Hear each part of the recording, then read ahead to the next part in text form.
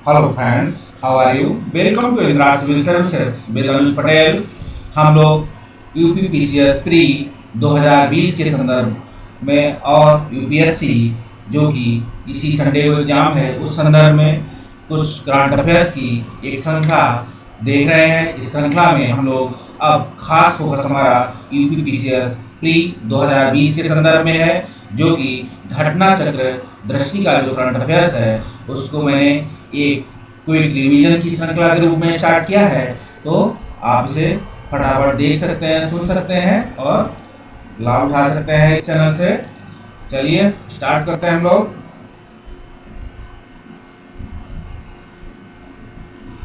ये है घटना चक्र 2020 के संदर्भ में आप देखेंगे दृष्टि जो 1 सितंबर 2019 से 31 अगस्त 2020 के संदर्भ में है, समसामयिक घटनाओं पर आधारित है।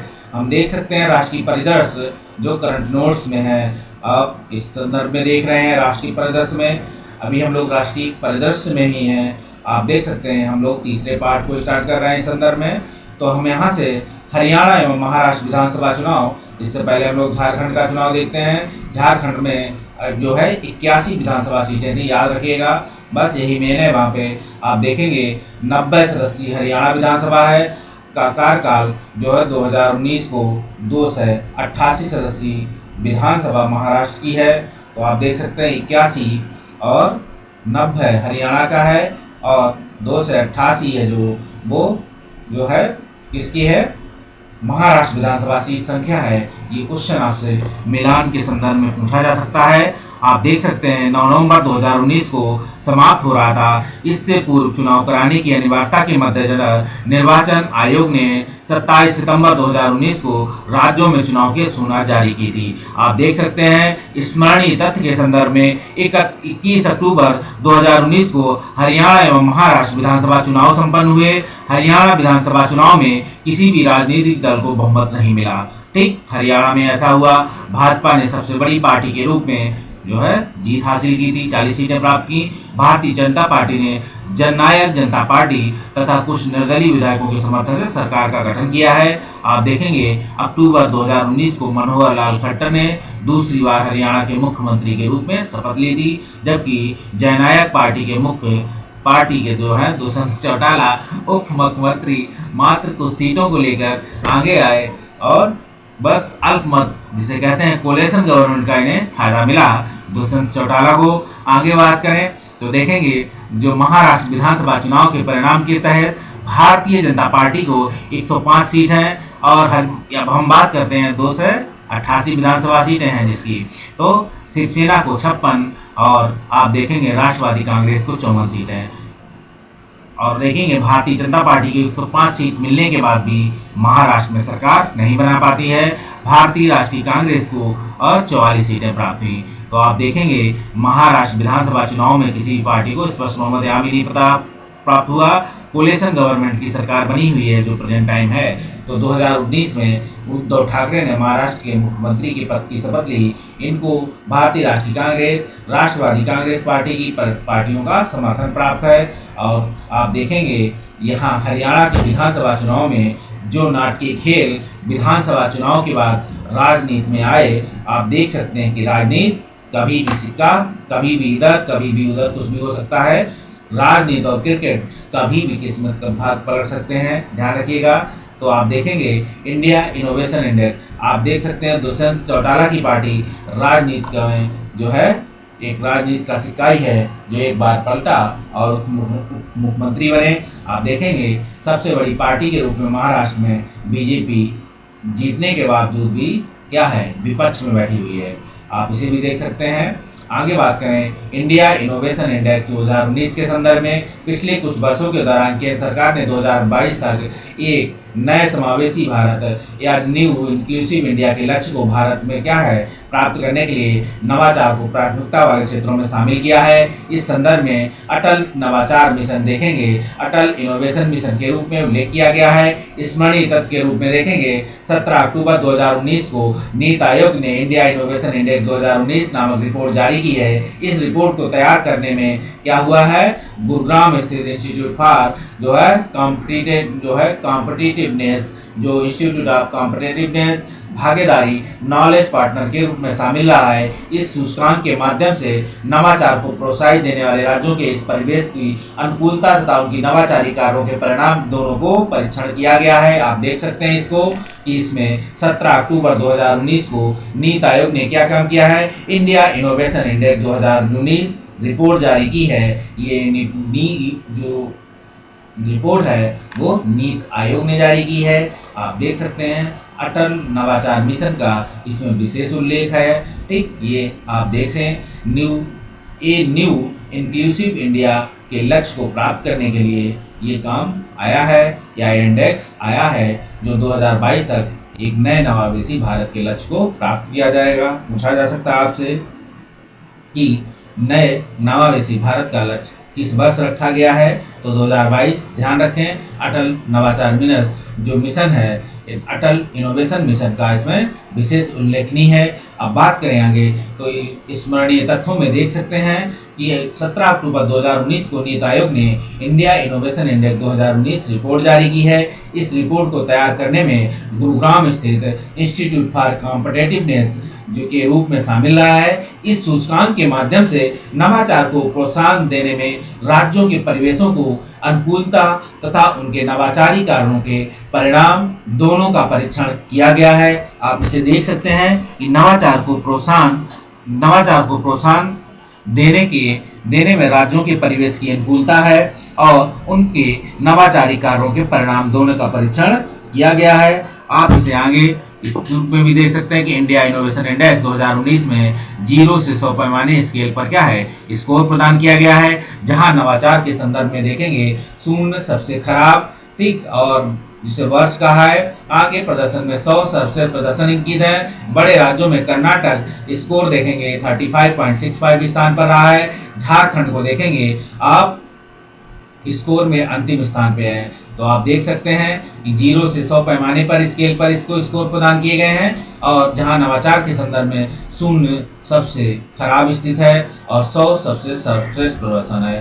कर्नाटक को जो स्कोर प्राप्त हुआ है 35/65 स्थान जो है प्राप्त पर झारखंड को 6.02 अंतिम 17वां स्थान प्राप्त है। आप देखेंगे अगर बिना किसी वर्गीकरण के भारतीय राज्यों का मूल्यांकन एक साथ किया जाए, इस दृश्य से जो है क्या है, दिल्ली सर्वश्रेष्ठ प्रदर्शन करता राज्य होगा। लेकिन आप देखेंगे कि वर्गीकरण के साथ किया गया है, इसलिए दिल्ली नहीं है। वर्गीकरण का मतलब राज्यों के संदर्भ में और केंद्र शासित प्रदेश के संदर्भ में या इंडेक्स। अभी देख सकते हैं इंडिया इनोवेशन इंडेक्स 2019 के संदर्भ में, तो आप देखेंगे कर्नाटक सर्वोच्च है, तमिलनाडु दूसरा है, महाराष्ट्र तीसरा है। आप कर्नाटक, तमिलनाडु, महाराष्ट्र याद रख सकते हैं। और आप देखेंगे 3 उत्तर पूर्वी पहाड़ी राज्यों के संदर्भ में तो सिक्किम, हिमाचल प्रदेश और उत्तराखंड। सिक्किम सबसे अच्छों में है।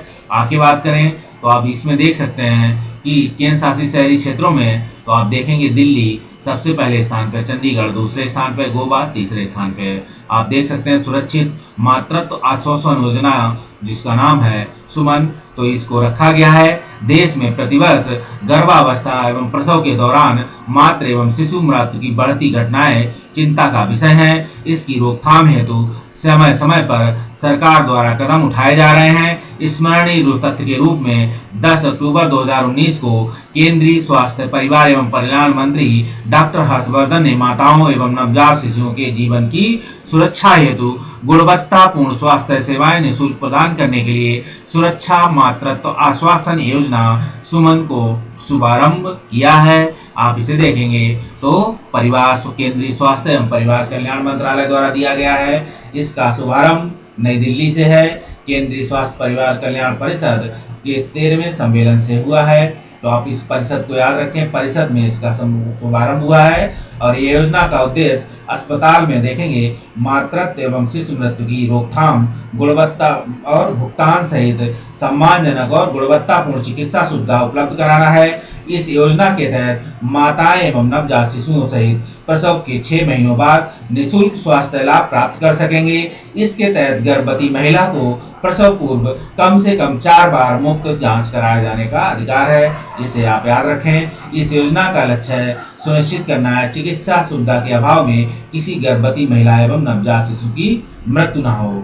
ठीक, आगे बात करें मातृ मृत्यु अनुपात पर विशेष बुलेटिन जारी किए गए हैं 15-17 के बीच में। तो नवंबर 2019 में भारत के महारजिस्ट्रार द्वारा मातृ मृत्यु जो है MMR के जारी विशेष बुलेटिन जो 1 वर्ष के दौरान एक वर्ष में है, ध्यान रखिए 1 वर्ष के दौरान वर्ष में मातृ मृत्यु अनुपात में 8 बिंदुओं पर जो है कमी दर्ज की गई है। 8 बिंदु क्या है, कम हो गए हैं। देख सकते हैं कि जो है वर्ष 14-15 में प्रति लाख जीवित जन्म पर जो है 130 था, वर्ष 15-16 में घटकर 122 तक पहुंच गई है और जो 6.2% की कमी को दर्शाता है। ठीक, 8 पॉइंट की कमी आई है। जो 130 था अब वो 122 पे आ गई है। याद रखिएगा जो मातृत्व मृत्यु दर है वो 1000 पे नहीं प्रति 1 लाख पे गिना जाता है। याद रखिएगा ये पॉइंट ही मेन है, यही पूछा जाता है प्रति लाख में कि 1000 में। तो प्रति लाख पे है 122 पे है और इस समय जो प्रदर्शित कमी है वो 6.2% की कमी दर्ज की गई है। जिन 7 राज्यों में MMR जो है की कमी की दर राष्ट्रीय औसत 6.2 से अधिक या उससे बराबर है तो यह है कर्नाटक, महाराष्ट्र, केरल, पश्चिम बंगाल, उड़ीसा, राजस्थान और तेलंगाना। आप देखेंगे राष्ट्रीय स्वास्थ्य नीति 2017 के तहत MMR को 2024 तक जो है कितना रखा 2020 तक जो है 1 लाख जीवित जन्म पर 100 तक लाने के महत्वाकांक्षी लक्ष्य को 11 राज्यों ने प्राप्त कर लिया है। ये प्रश्न पूछा जा सकता है कि जो 2020 तक था लक्ष्य कि 2020 तक राष्ट्रीय स्वास्थ्य नीति के तहत जो मातृत्व मृत्यु दर है वो 2020 तक 1 लाख जो है जीवित जन्म पर जो है 100 तक लाने का है। अभी 122 है जो इसे जो है 100 तक लाने का लक्ष्य है जिसे 11 राज्यों ने प्राप्त किया है।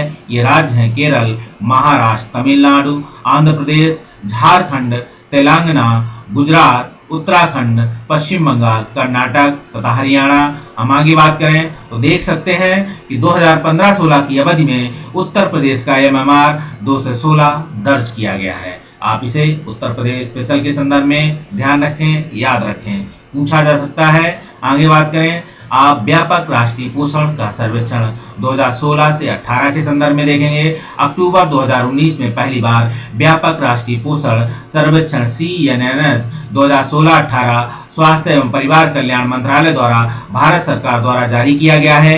यह सर्वेक्षण यूनिसेफ द्वारा समर्थित है। आप देखेंगे स्मरणीय तथ्य के रूप में 2016 में राष्ट्रीय सांख्यिकी आयोग NSC और सांख्यिकी एवं कार्यान्वयन मंत्रालय द्वारा जो है आप देखेंगे जो सांख्यिकी एवं कार्यक्रम क्रियान्वयन मंत्रालय के द्वारा भारत सरकार ने इस सर्वेक्षण हेतु डिजाइन और प्रोटोकॉल को मंजूरी दी है। आप देख सकते हैं इसमें राष्ट्रीय सांख्यिकी आयोग है और सांख्यिकी एवं कार्यक्रम कार्यान्वयन मंत्रालय है। भारत सरकार ने इस सर्वेक्षण हेतु डिजाइन एवं प्रोटोकॉल को क्या दी है, मंजूरी दी है। आप देख सकते हैं CNSS जो ग्रामीण एवं शहरी परिवारों को कवर करते हुए भारत के 30 राज्य एवं संघ राज्य क्षेत्रों में एक बहुस्तरीय सर्वेक्षण डिजाइन उपयोग करते हुए संचालित किया है। इस सर्वेक्षण हेतु आंकड़े 3 लक्षित समूह 0 से 4 वर्ष की आयु, 5 से 6 वर्ष की आयु और 16 से 19 वर्ष की आयु को एकत्रित किए गए हैं। सर्वेक्षण के अनुसार 5 वर्ष से कम आयु उम्र के 35% बच्चे ठिनगे हैं। ठीक है, 17% बच्चे लंबाई और अनुपात में कम वजन के हैं और 33% बच्चे सामान्य कम वजन के हैं। तो आप देख सकते हैं इससे यहाँ से क्वेश्चन UPSC पूछ सकता है या PCS में पूछ सकता है कि ये कब आई थी। तो पहला है अक्टूबर 2019 में क्या है व्यापक राष्ट्रीय पोषण सर्वेक्षण मिशन स्वास्थ्य एवं परिवार कल्याण मंत्रालय द्वारा जारी किया गया था। सर्वेक्षण है यूनिसेफ द्वारा समर्थित है। यही क्वेश्चन UPSC के लिए मेन है या UPSC पूछ सकता है। आगे बात करें 2016 में राष्ट्रीय सांख्यिकी आयोग NSC और सांख्यिकी एवं कार्यक्रम क्रियान्वयन मंत्रालय है, ठीक है, तो मेमोरेंडम ऑफ SPI देखेंगे आप, भारत सरकार ने इस सर्वेक्षण हेतु तो डिजाइन और प्रोटोकॉल को मंजूरी दी है। आप इसे देख सकते हैं।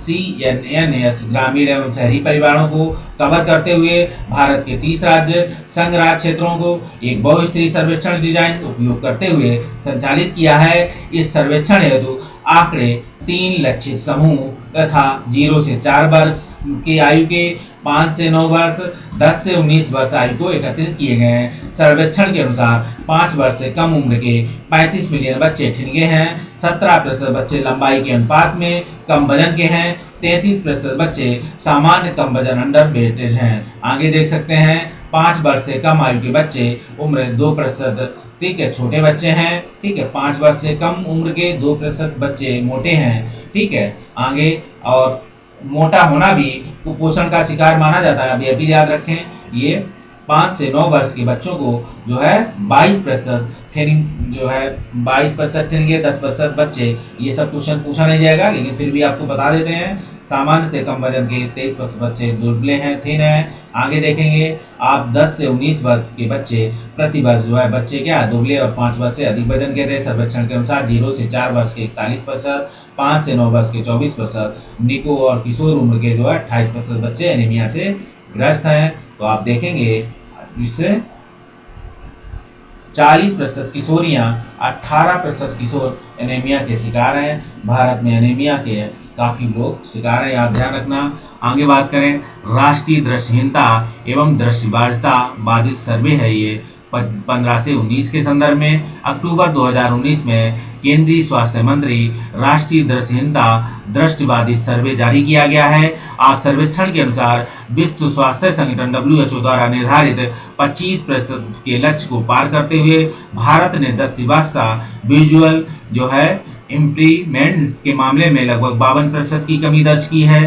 ठीक है, भारत ने दृष्टिबाधिता के मामलों में कितने 52% की कमी दर्ज की है। ठीक है, 25% के लक्ष्य को पार करते हुए WHO का जो निर्धारित लक्ष्य था वो सबसे पहले WHO का ये लक्ष्य था 25%, भारत ने इसे 52% की कमी दर्ज की है। इस क्वेश्चन को पूछा जा सकता है। सर्वेक्षण के अनुसार वर्ष क्योंकि पहली बार ऐसा दिख रहा है कि किसी अंतरराष्ट्रीय संस्था ने कोई लक्ष्य दिया हो जिसे भारत ने डबल के आंकड़े को प्राप्त किया हो। 25 रखा था और भारत ने 52 को प्राप्त किया। आगे देखेंगे, सर्वेक्षण के अनुसार भारत में 50 वर्ष से ऊपर के लोगों को दृष्टिहीनता का जो प्रमुख कारक मोतियाबिंद माना गया है। सर्वे के मुताबिक आप देखेंगे कि देशों के कुल आबादी के 0.3% लोग दृष्टिहीन हैं, जबकि वर्ष 2006 से 7 में यह संख्या 0.68% है। सर्वे के अनुसार मोतियाबिंद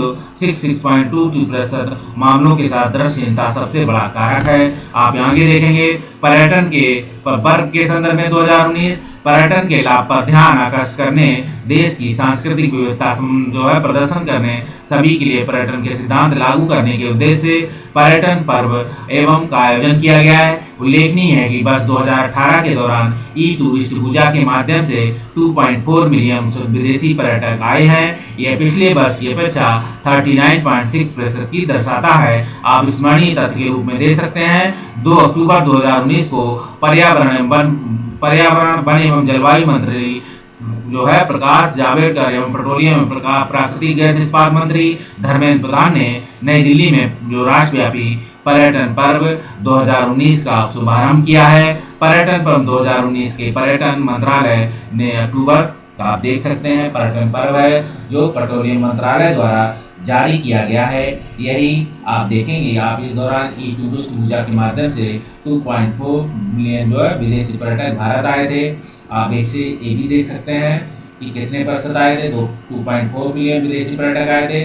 पिछले वर्ष की अपेक्षा 39.6% की वृद्धि को दर्शाता है। यही 2 क्वेश्चन यहाँ से बन सकते हैं। और आप देखेंगे कि इस स्मरणीय तत्व में पर्यावरण वन जलवायु मंत्री जो है प्रकाश जावड़ेकर, पेट्रोलियम गैस जो प्राकृतिक गैस मंत्री धर्मेंद्र प्रधान द्वारा नई दिल्ली में जो है राष्ट्रव्यापी पर्यटन पर्व 2019 का क्या किया शुभारंभ किया गया है। पर्यटन पर्व 2019 आयोजन पर्यटन मंत्रालय द्वारा अक्टूबर 2019 के मध्य पूरे देश में किया गया है। इसका लक्ष्य है भारतीयों को देश के विभिन्न पर्यटन स्थलों के भ्रमण कराने के लिए प्रोत्साहित करने के साथ साथ सभी के लिए पर्यटन संदेश के प्रचार प्रसार करना। ठीक, पर्यटन जो है पर्व 2019 महात्मा गांधी की 150वीं जयंती को समर्पित है। ये क्वेश्चन पूछा जा सकता है, दोनों जगह याद रखें। आप देखेंगे पर्यटन पर्व के 3 घटक हैं, देखो अपना देश और सभी के लिए पर्यटन और पर्यटन एवं प्रशासन। यूपीएससी इस 3 घटकों को कभी भी आपसे पूछ सकती है। आगे पर्यटन पर्व के जो दिल्ली चरण डेली लेक्स के आयोजन 2 से 6 अक्टूबर 19 के राजपथ लाइन में किया गया है। आप देखेंगे 5 वर्षों के दौरान पर्यटन में अभूतपूर्व वृद्धि दर्ज की गई है। आर्थिक मंच द्वारा जारी यात्रा एवं पर्यटक स्पर्धात्मक सूचकांक 2019 जो है टूरिज्म कॉम्पिटिटिवनेस इंडेक्स 2019 जो वर्ष 2140 की अर्थव्यवस्थाओं में क्या है, भारत 134वें स्थान पर है। आप देखेंगे ग्रामीण स्वच्छता रणनीति 2019 और 29 के बीच में भारत सरकार ने जल शक्ति मंत्रालय, ठीक, जल शक्ति मंत्रालय के पेयजल एवं स्वच्छता विभाग ने 10 वर्षीय ग्रामीण स्वच्छता रणनीति 19 से 29 तक रूरल सस्टेनेशन स्ट्रेटजी सैनिटेशन स्ट्रेटजी 19 से 29 तक लॉन्च किया है। रणनीति स्वच्छ भारत मिशन SBMG के माध्यम से स्वच्छता संबंधी व्यवहार में परिवर्तन बनाए रखते हुए ध्यान केंद्रित करती है। स्मरणीय तथ्य में देख सकते हैं भारत के ग्रामीण क्षेत्रों में यह 10 वर्षीय रणनीति पेयजल एवं स्वच्छता विभाग द्वारा राज्य सरकारों एवं अन्य हितधारकों के परामर्श से तैयार की गई है। आप देखेंगे इसके तहत खुले में शौच से मुक्ति और प्लस श्रेणी में प्राप्ति हेतु स्थानीय सरकारों, नीति निर्माताओं और कार्यक्रमकर्ताओं एवं अन्य संबंधित हितधारकों के मार्गदर्शन के लिए एक रूपरेखा तैयार की गई है। आगे देखेंगे ODF प्लस ODF प्लस ऐसी श्रेणी है जिसके तहत सभी के लिए सुरक्षित स्वच्छता और सुविधाओं के उपयोग को जारी रखना और ठोस तरल अपशिष्ट पदार्थों की प्रभावी निपटान किया जाना शामिल है। यह रणनीति सतत विकास लक्ष्य जो है 6 SDG 6 स्वच्छ जो आप देखेंगे ODF खुले में शौच है, ये 6वां लक्ष्य है SDG का, स्वच्छ जल एवं स्वच्छता से संबंधित है। ठीक है, स्वच्छ जल एवं स्वच्छता है जो वो ODF से रिलेटेड है, जो SDG का 6वां मुख्य घटक है। इसे आप याद रखेंगे। उल्लेखनीय है कि भारत पिछले 5 वर्षों के दौरान स्वच्छ भारत मिशन ग्रामीण के तहत किए गए खुले में शौच से मुक्ति ODF स्टेटस बनाए रखने के हेतु प्रतिबद्ध है। इसी हेतु ODF श्रेणी का ODF प्लस श्रेणी के रूप में उन्नयन किया गया है। आप इसे देख सकते हैं। स्वच्छ रेल स्वच्छ भारत 2019 के संदर्भ में भारतीय रेल विश्व के सबसे बड़े नेटवर्कों में शामिल है। इसके द्वारा प्रतिदिन लगभग 23 मिलियन यात्रियों का आवागमन तथा 3 मिलियन टन जो है माल की ढुलाई संभव होती है। भारत का रेलवे नेटवर्क जो है 68,442 किलोमीटर अधिक लंबा है, जिस पर लगभग 22,000 रेलगाड़ियां प्रतिदिन चल रही हैं। भारत सरकार द्वारा लॉन्च किए गए स्वच्छ भारत अभियान से प्रेरित होकर भारतीय रेलवे द्वारा जो है क्या होगा, आप याद रखें, प्रेरित होकर भारतीय रेल द्वारा स्वच्छ भारत अभियान की शुरुआत की गई है, जिसका उद्देश्य रेल यात्रियों को अनुभव में सुधार करना।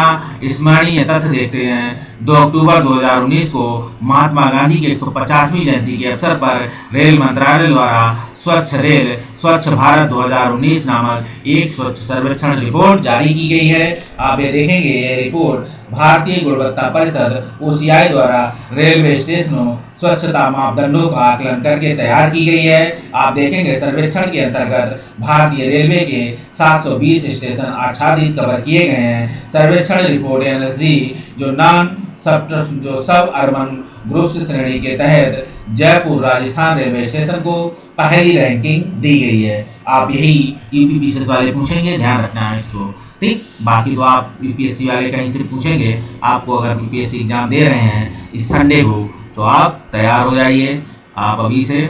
और भारत सरकार द्वारा लॉन्च किए गए स्वच्छ भारत अभियान के प्रेरित होकर भारतीय रेल द्वारा स्वच्छ भारत अभियान की गुणवत्ता की शुरुआत की गई है।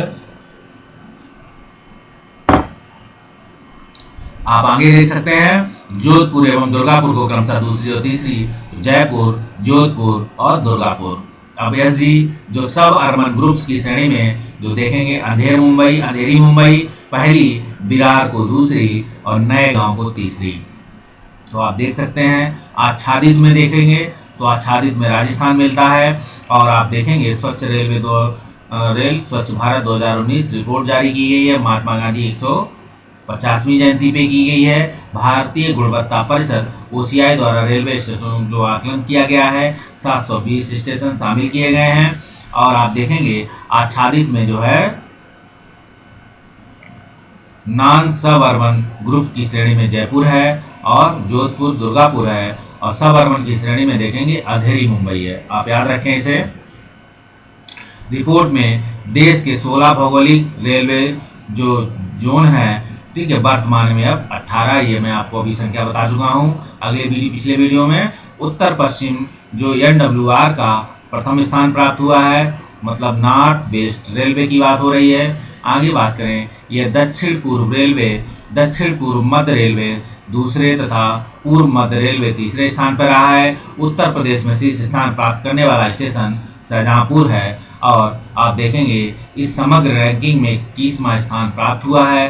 फैजाबाद वर्तमान में अयोध्या जिसे बोलते हैं 22वां स्थान है। तो फैजाबाद जो शाहजहांपुर सब जो आपका स्वच्छ है और फैजाबाद है। इसके बाद आप देखेंगे स्कूल शिक्षा गुणवत्ता सूचकांक आया है, SEQI की बात हो रही है, आप इसे देख सकते हैं। नीति आयोग द्वारा विकसित स्कूल शिक्षा गुणवत्ता सूचकांक में राज्यों एवं केंद्र शासित प्रदेश द्वारा स्कूली शिक्षा में सुधार के क्षेत्र के लिए किए गए विविध प्रयासों की सटीक आकलन कर उन्हें प्रभावी बनाने के लिए बेहतर क्रियान्वयन का क्रियाविधियों का निर्माण किया है। स्मरणीय तथ्य में देख सकते हैं 30 दिसंबर 2019 को NITI Aayog national institution of transforming India नीट द्वारा स्कूली शिक्षा के क्षेत्र में राज्य और केंद्र शासित प्रदेशों के प्रदर्शन का मूल्यांकन करने के लिए स्कूल शिक्षा गुणवत्ता सूचकांक स्कूल एजुकेशन क्वालिटी इंडेक्स जो है SEQI जारी की गई है। आगे देखेंगे तो देखेंगे सूचकांक में प्रथम संस्करण है नीति आयोग द्वारा डॉक्टर राजीव कुमार द्वारा। इस नीति आयोग के जो उपाध्यक्ष हैं, आपको पता है कि अध्यक्ष आपको नीति आयोग का कौन होगा, जो प्रधानमंत्री, तो उपाध्यक्ष की बात है, यहाँ पे उपाध्यक्ष है राजीव कुमार। आगे बात करें तो क्वेश्चन पूछा जा सकता है, ध्यान रखिएगा। इस सूचकांक को विकसित करने में मानव संसाधन विकास मंत्रालय, विश्व बैंक, इस क्षेत्र के विशेषज्ञों ने सहयोग किया है। इस सूचकांक में 30 महत्वपूर्ण संकेतक शामिल हैं जो गुणवत्ता शिक्षा के वितरण का आकलन करते हैं। शीर्ष तथा निम्न प्रदर्शन करने वाले राज्यों एवं केंद्र शासित प्रदेश की सूची देखेंगे तो आप देखेंगे बड़े राज्यों में केरल प्रथम स्थान में है और अंतिम स्थान पे पंजाब है। अगर दूसरे स्थान पे प्रथम राज्य में देखेंगे राजस्थान है, तो इधर अंतिम राज्यों में देखेंगे समग्र प्रदर्शन में अंतिम राज्यों में देखेंगे तो जम्मू कश्मीर है, अंतिम 3 राज्य। ठीक, आगे बात करें कर्नाटक, इधर तो आप देखेंगे प्रथम 3 में कंफ्यूज मत करिए कि आप प्रथम में देखेंगे बड़े राज्यों में केरल, राजस्थान, कर्नाटक, और छोटे राज्यों में मणिपुर, त्रिपुरा, गोवा, और केंद्र शासित प्रदेशों में चंडीगढ़, दादरा नगर हवेली, दिल्ली। अंतिम 3 राज्य देख सकते हैं। तो अंतिम 3 राज्यों में पंजाब, जम्मू कश्मीर और उत्तर प्रदेश, ये रैंकिंग है, आप देख सकते हैं। आप इधर देखेंगे छोटे राज्यों में, ठीक, तो सिक्किम, मेघालय, अरुणाचल प्रदेश है।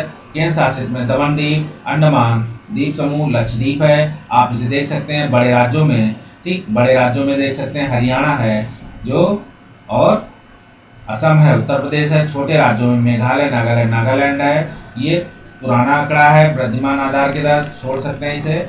आगे देख सकते हैं तो प्रधानमंत्री किसान मान धन योजना है, ये 31 मई 2019 को जारी की गई है। ये NDA सरकार के द्वितीय कार्यकाल की प्रथम मंत्रिमंडल बैठक में संपन्न हुई, ठीक है। और इस बैठक के दौरान लिए गए ऐतिहासिक निर्णय के तहत किसानों हेतु एक पेंशन स्वीकृति प्रदान की गई थी। आप देखेंगे स्मरणीय तथ्य में 12 सितंबर 2019 को प्रधानमंत्री नरेंद्र मोदी ने रांची से प्रधानमंत्री किसान मान धन योजना PMKMY का शुभारंभ किया था। आगे बात करें भाई 12 सितंबर से स्टार्ट हुई थी, ठीक है, ये डेट याद मत छोड़ दी, ये याद रखिए 12 सितंबर से। योजना 9 अगस्त 2019 से प्रभावी है। केंद्रीय क्षेत्र की योजना है। ये स्वैच्छिक अंशदान आधारित पेंशन आधारित योजना है। ठीक, स्वैच्छिक है एवं अंशदान आधारित, जिसमें आप देखेंगे 2 हेक्टेयर तक की खेती योग्य भूमि वाले देश के सभी छोटे एवं सीमांत किसान लाभान्वित होंगे। ऐसा अनुमानित है कि इस योजना को लागू होने के 3 वर्षों बाद 5 करोड़ छोटे सीमांत किसान इस योजना में लाभान्वित होंगे। इस योजना के अंतर्गत प्रदान की जाने वाली वित्तीय सहायता पीएम किसान योजना के तहत प्रदत्त सहायता के अतिरिक्त होगी। किसानों के लिए इस योजना में शामिल होने की आयु 18 से 40 वर्ष है। ठीक है, आप देखेंगे 60 करोड़ वर्ष की आयु प्राप्त करने पर 3000 करोड़ की न्यूनतम धनराशि पेंशन दिए जाने की प्रावधान है। इस योजना की एक खास बात यह है कि लाभार्थी किसान प्रधानमंत्री किसान सम्मान निधि पीएम किसान योजना को प्राप्त करने के सीधे इस योजना में अपना मासिक अंशदान विकल्प चुन सकता है। यह नमूने सी योजना है जिसके अंतर्गत सामाजिक सुरक्षा कवर उपलब्ध करने हेतु केंद्र सरकार ने 3 वर्ष की अवधि के लिए क्या काम किया है, इतने करोड़ रुपए के अंशदान का व्यय किया है। अब हम आपको बताते हैं, इस दृश्य में एक सूक्ष्म दृश्य डालेंगे तो उसी का ये सारे आपको पॉइंट वाइज बताते हैं। आप देखेंगे 24 अगस्त 2020 को सड़क परिवहन एवं राजमार्ग मंत्रालय ने मोटर वाहन अधिनियम 1988, केंद्रीय मोटर वाहन अधिनियम 1989, ठीक है, राज्य मंत्रालय ने मोटर वाहन अधिनियम अलग है 88 और केंद्रीय मोटर वाहन अधिनियम नियम आप देखेंगे 89 अधिनियम है, एक नियम है आप देखेंगे तहत फिटनेस परमिट लाइसेंस पंजीकरण आदि दस्तावेजों की वैधता को बढ़ाकर कर दिया गया है। तो ये 2020 तक कर दिया गया है।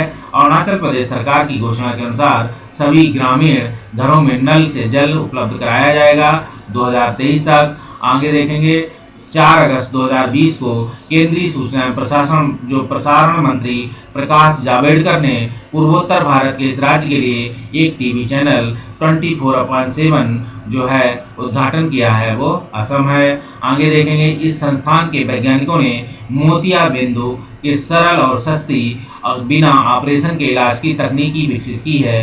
तो ये नैनो विज्ञान है और नैनो विज्ञान और प्रौद्योगिकी संस्थान पंजाब के संदर्भ में देखेंगे 30 जुलाई 2020 को भारत के सहयोग से निर्मित उच्चतम न्यायालय के नए भवन का उद्घाटन किया गया है। तो आप देखेंगे ठीक है, भारत के सहयोग से उच्चतम न्यायालय के नए भवन का उद्घाटन मॉरिशस में किया गया था। आगे जाएंगे तो आप देखेंगे 27 जुलाई 2020 को भारत में बांग्लादेश को सौंपे हैं। आप देखेंगे 10 ब्रॉडगेज इंजन सौंपे हैं बांग्लादेश को भारत ने। आप मॉरिशस को और बता दें, मॉरिशस की जो बोटिंग का मूल्य है, भारतीय लोगों की बोट का मूल्य अलग है और वहाँ के लोगों का मूल्य बोट का मूल्य अलग है। ऐसा वहाँ भेदभाव अभी भी है, याद रखें। 15वें भारतीय यूरोपीय संघ आभासी शिखर सम्मेलन का आयोजन आप देखेंगे जो है कहाँ हुआ था, आभासी है, वर्चुअल है, ध्यान रखना। 15 जुलाई 2020 को हुआ था और 7 जुलाई आप शिखर सम्मेलन का आयोजन देखेंगे। आप स्थान नहीं लिखे, सबसे बेस्ट होता है स्थान बताया जाता है।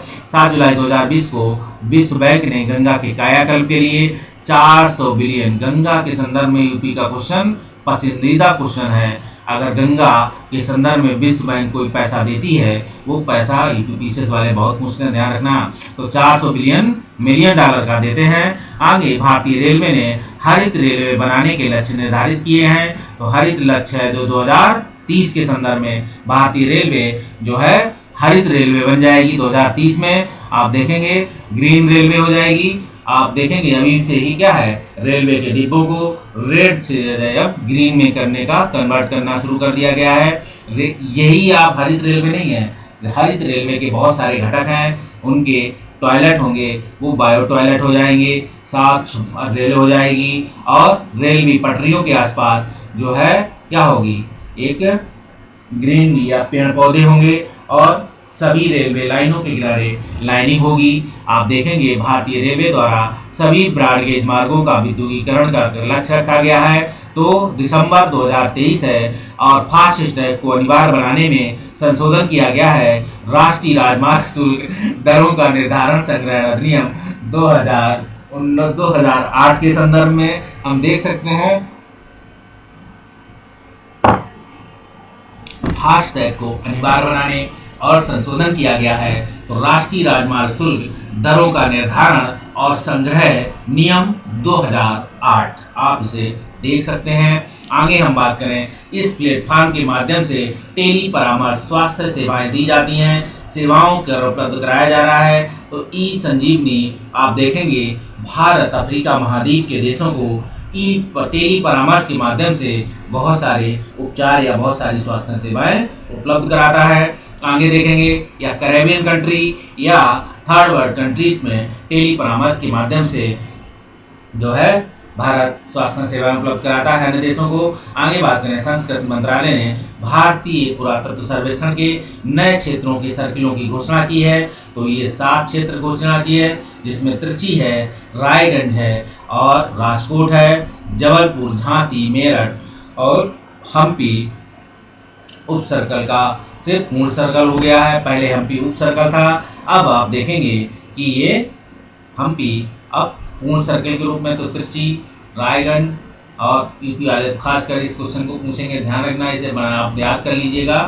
तो क्योंकि त्रिची है, रायगंज है, राजकोट है, जबलपुर, झांसी, मेरठ, हम्पी है। आप देखेंगे 5 मई 2020 को भारतीय नौसेना द्वारा शुरू किया गया ऑपरेशन, जिसके तहत कोविड-19 के दौरान जो है 3,992 रुपए का समुद्र मार्ग से भारत में लाया गया है। तो यह मार्ग है ऑपरेशन समुद्र सेतु। देखेंगे 5 मई 2020 को भारतीय नौसेना द्वारा शुरू किया गया ऑपरेशन, जिसके तहत कोविड-19 के दौरान शुरू किया है 3,992 भारतीयों को समुद्र मार्ग से भारत में लाया गया है। ठीक है, तो कोविड-19 में आप देखेंगे ऑपरेशन समुद्र सेतु चलाया गया था, जो कोविड-19 के तहत था। आगे बात करें तो देखेंगे 16 से 30 सितंबर 2019 के मध्य 15 दिवसीय राष्ट्रीय जनजातीय उत्सव आदि महोत्सव का आयोजन नई दिल्ली में किया गया था। आप इसे देख सकते हैं। 16 से 30 नवंबर 2019 के मध्य 15 दिवसीय राष्ट्रीय जनजातीय उत्सव का आयोजन जो किया गया है नई दिल्ली में। आगे देखेंगे 18 नवंबर 2019 को केंद्रीय महिला एवं बाल विकास मंत्रालय द्वारा बिल एवं मेलिंडा गेट्स फाउंडेशन के साथ मिलकर घोषणा की थी। तो भारतीय पोषण कृषि कोष की जो स्थापना की थी। आप देखेंगे ये पोषण कृषि है, आप ऐसा ना लगे कि ये कृषि मंत्रालय करेगा, लेकिन इसके अंतर्गत आप देखेंगे महिला एवं बाल विकास कृषि जो है बाल विकास मंत्रालय और मेलिंडा गेट्स फाउंडेशन जो कि इसका मुख्यालय हैदराबाद में है, ध्यान रखना, या बंगलौर में, याद नहीं, यही 2 जगह पे है, आई थिंक हैदराबाद में है, सॉरी। तो आप देख सकते हैं ये साथ मिलकर इसकी घोषणा की। तो भारतीय पोषण कृषि कोष की स्थापना की थी। आगे बात करें कृषि कोष, यहाँ कोष लिखा है, पोषण कृषि कोष ही है, ठीक है। 16 नवंबर 2019 को गृह मंत्रालय भारत सरकार ने एक सूचना जारी कर मेघालय में सक्रिय रूप से उग्रवादी समूह को गैर कानूनी शब्द घोषित किया है। तो हन्नी बैटरप नेशनल लिबरेशन काउंसिल को शुरू किया था। आगे देखेंगे 12 नवंबर 2019 को गुरु नानक देव की जयंती मनाई गई थी, जो 550 जयंती थी, 550वीं 550 जो है वर्षगांठ थी 2019 की। आगे बात करें तो देखेंगे 15 अक्टूबर 2019 को भारतीय रेलवे द्वारा प्रमुख शहरों के आसपास के छोटे कस्बों में रेल संपर्क सुलभ कराने के लिए सेवा ट्रेनों का परिचालन शुभारंभ किया गया है। इन ट्रेनों की संख्या है 9। आप याद रखें, बहुत क्वेश्चन नहीं पूछा जा सकता है। 11 से 14 अक्टूबर 2019 में 38वें इंडिया कारपोरेट एक्सपो, आप देखेंगे इंडिया कारपेट एक्सपो का आयोजन दिया है संपूर्णानंद संस्कृत विश्वविद्यालय वाराणसी। तो इंडिया 38वां था, इंडिया कार जो है कारपेट एक्सपो है, ये यूपी के संदर्भ में पूछा जा सकता है। आप देखें 10 अक्टूबर 2019 को केंद्रीय स्वास्थ्य परिवार कल्याण मंत्री ने माताओं एवं नवजात शिशुओं के जीवन की सुरक्षा हेतु गुणवत्ता स्वास्थ्य सेवाएं निःशुल्क प्रदान करने के लिए शुभारंभ किया है सुरक्षित मातृत्व आसान योजना। इसका नाम है सुरक्षित मातृत्व आसान योजना, जिसको शॉर्टकट में आप सुमन बोल सकते हैं। और आप करें जिसकी बात अक्टूबर 2019 में जारी क्यूएस इंडिया यूनिवर्सिटी रैंकिंग 2020 में IIT बॉम्बे का नाम है। आप देखेंगे 2024 तक देश के सभी ग्रामीण घरों में तथा पाइपलाइन द्वारा जो है जल पहुंचने के उद्देश्य से प्रधानमंत्री द्वारा घोषित मिशन है जल जीवन मिशन। आप देखेंगे 2024 तक देश के सभी ग्रामीण घरों तक पाइपलाइन के द्वारा जल पहुंचाने के उद्देश्य से जो है प्रधानमंत्री द्वारा घोषित मिशन है जल जीवन मिशन घोषित किया गया है। ऐसा 24 तक होगा और कुछ ने तो 2023 मतलब इसमें जिसका बात करें मेघालय, त्रिपुरा, असम, हाँ इन्हीं राज्यों में है, तो इसमें कुछ पहले लक्ष्य प्राप्त करने की बात है। आप बात करें 14 अगस्त 2019 से 30 सितंबर 2019 के मध्य आप देखेंगे संचालित स्वच्छ सर्वेक्षण ग्रामीण अभियान, ठीक है, स्वच्छ सर्वेक्षण ग्रामीण 2019 के अनुसार बड़े राज्यों में प्रथम स्थान है तमिलनाडु का। पूछा जाएगा क्वेश्चन, ध्यान रखें। आगे बात करें स्वच्छ सर्वेक्षण 2019 के अनुसार छोटे राज्यों केंद्र शासित प्रदेशों में प्रथम स्थान है मिजोरम का। आगे बात करें स्वच्छ सर्वेक्षण 2019 के अनुसार देश के जिलों के शीर्ष स्थान है तो पेडापल्ली तेलंगाना का। स्वच्छ सर्वेक्षण ग्रामीण 2019 के अनुसार देश के जिलों में शीर्ष स्थान है पेडापल्ली ग्रामीण तेलंगाना का।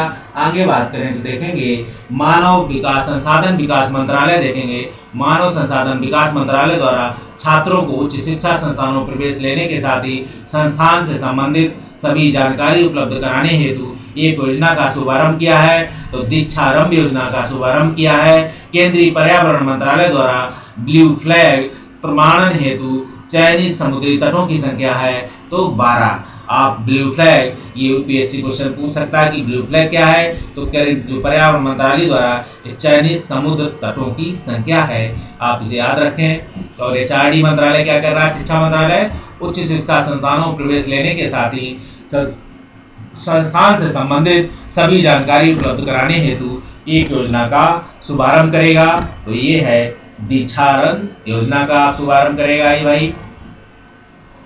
सिंधु नदी पर बने सबसे लंबे जो है सस्पेंशन ब्रिज का उद्घाटन लेह में किया गया है। आगे देखें पश्चिम बंगाल में आप देखेंगे जो पश्चिम बंगाल सरकार की 2 योजनाएं हैं जिन्हें संयुक्त राष्ट्र के तत्वाधान में WSIS अवार्ड से पुरस्कार एवं वैश्विक मान्यता दी है तो उत्कर्ष बंगला और सबुज साथी योजना है। जो सबुज साथी है और उत्कर्ष है, आप इसे देख सकते हैं उत्कर्ष बंगला और सबुज साथी, ये पश्चिम बंगाल सरकार की 2 योजनाएं हैं जो संयुक्त राष्ट्र के तत्वाधान में WSIS अवार्ड से पुरस्कृत हैं। तो ये यूपीएससी भी क्वेश्चन पूछ सकती है, ध्यान रखना कि स्टेट का है लेकिन यूपीएससी पूछ सकती है।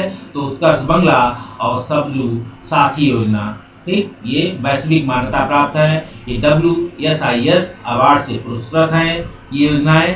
तो इसलिए क्वेश्चन यूपीएससी के संदर्भ में भी क्या है, महत्वपूर्ण हो जाता है और यूपी के संदर्भ में ध्यान रखें। भारत सरकार द्वारा अलगाववादी संगठन को ऑनलाइन एक्टिविटीज प्रिवेंशन एक्ट 1967 में प्रतिबंधित कर दिया गया है। तो Jammu Kashmir liberation front JKLF को प्रधानमंत्री द्वारा नई दिल्ली की वीडियो कॉन्फ्रेंसिंग के माध्यम से मेट्रो परियोजना का शुभारंभ नागपुर में किया गया है। ठीक है, नई दिल्ली आपसे पूछा जाए कि मेट्रो परियोजना का शुभारंभ कहाँ किया गया है, तो नागपुर में किया गया है।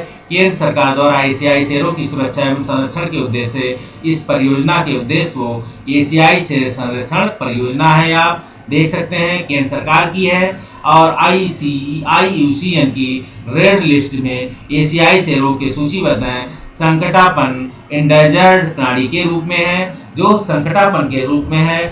IUCN रेड लिस्ट के संदर्भ में देख सकते हैं, ये है संकटापन्न के संदर्भ में एंडेंजर्ड प्राणी के रूप में इसे रेड लिस्ट में किया है।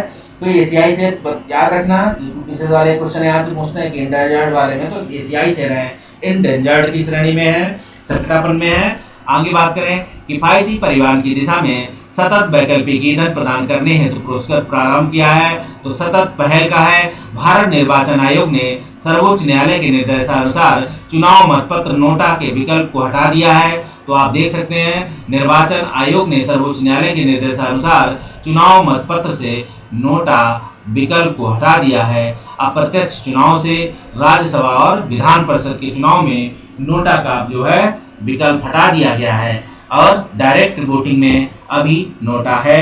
ठीक है, नोटा जो है सुप्रीम कोर्ट की गाइडलाइन के बाद आया था और देखा गया कि अप्रत्यक्ष चुनाव जो होते हैं, चाहे राज्यसभा हो चाहे विधान परिषद हो, इसमें नोटा 0 ही लगभग रहता है, क्योंकि यहाँ पार्टी विशेष के प्रतिनिधि वोटिंग करते हैं, तो वो वोटिंग नियर अबाउट 100% होती है, या वहाँ नोटा का उपयोग नहीं किया जाता है, तो वहाँ हटा दिया गया है। आप देखेंगे भारत सरकार द्वारा मोस्ट फेवर्ड नेशन, सर्वाधिक तरजीह देशों वाले वापस का दर्जा लिया गया है, तो वापस ले लिया है मोस्ट फेवर्ड का। पाकिस्तान से धनुषकोडी से रामेश्वरम को जोड़ने के उद्देश्य से भारत सरकार द्वारा स्वीकृत योजना है Rameswaram Dhanushkodi broad gauge railway line, और केंद्र सरकार द्वारा इस योजना को उच्च बीमा कवर, ओवरड्राफ्ट को दुगना करने की सुविधा के साथ ओपन एडेड जो है अर्थात कभी ना बंद होने वाली योजना में परिवर्तित करने हेतु मंजूरी प्रदान की गई है।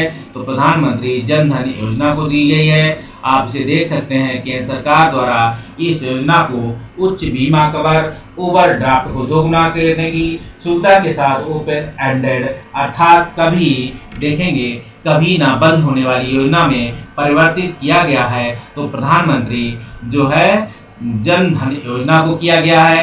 हम आगे बात करें, केंद्र सरकार द्वारा नागालैंड में अशांत क्षेत्र घोषित किया गया है। तो देखेंगे सशस्त्र बल विशेषाधिकार अधिनियम 1958 के तहत आप देखेंगे 6 से 7 अप्रैल 1944 की रात्रि हुए इस युद्ध में 2019 में 75 वर्ष पूरे किए हैं। तो कांगला टोंगबी युद्ध के संदर्भ में देख सकते हैं, कांगला टोंगबी युद्ध है, वर्ष 2019 में इन घटनाओं के 100 वर्ष पूरे हुए हैं। तो रॉलेट एक्ट सत्याग्रह, जलियांवाला बाग हत्याकांड के रूप में देखेंगे 100 वर्ष पूरे हुए हैं।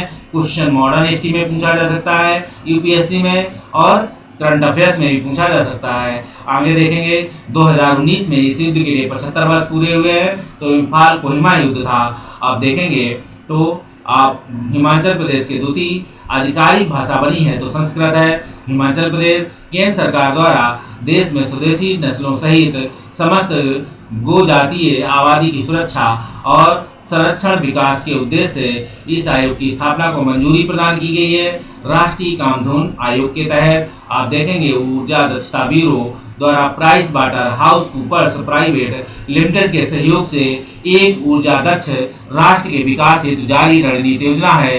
तो उन्नति के संदर्भ में तो आप देखेंगे unlocking national energy efficiency potential की बात हो रही है। कीरू पनबिजली परियोजना चिनाब नदी किश्तवाड़ जिला जम्मू कश्मीर में है। कीरू पनबिजली योजना messrs Chenab valley powers project private limited द्वारा संचालित कीरू पनबिजली परियोजना की क्षमता 624 मेगावाट है। 4x1.6 मेगावाट के संदर्भ में जो है मेसर्स चिनाब द्वारा messrs Chenab valley power project जो वैली है तो कीरू परियोजना चिनाब नदी पे है। ठीक है, किश्तवाड़ जिला जम्मू कश्मीर। तो चिनाब नदी की कीरो और जम्मू यूपी को जो है जम्मू कश्मीर की जो बिजली परियोजनाएं से खास लगाव है। आप इस चीज़ को ध्यान रखते हुए इसे पढ़ें और देखें कि जो ऊर्जा दक्षता जो राष्ट्र के विकास से जारी रणनीति तो उन्नति है। उन्नति का मतलब है आप देखेंगे unlocking national energy efficiency potential की बात हो रही है। हम देखेंगे messrs Chenab valley power corporation messrs Chenab valley power project private limited द्वारा संचालित कीरू पनबिजली परियोजना 624 मेगावाट की है। हम आगे देख सकते हैं। तो अब देखेंगे हमने लगभग एक पार्ट खत्म किया है घटना चक्र का।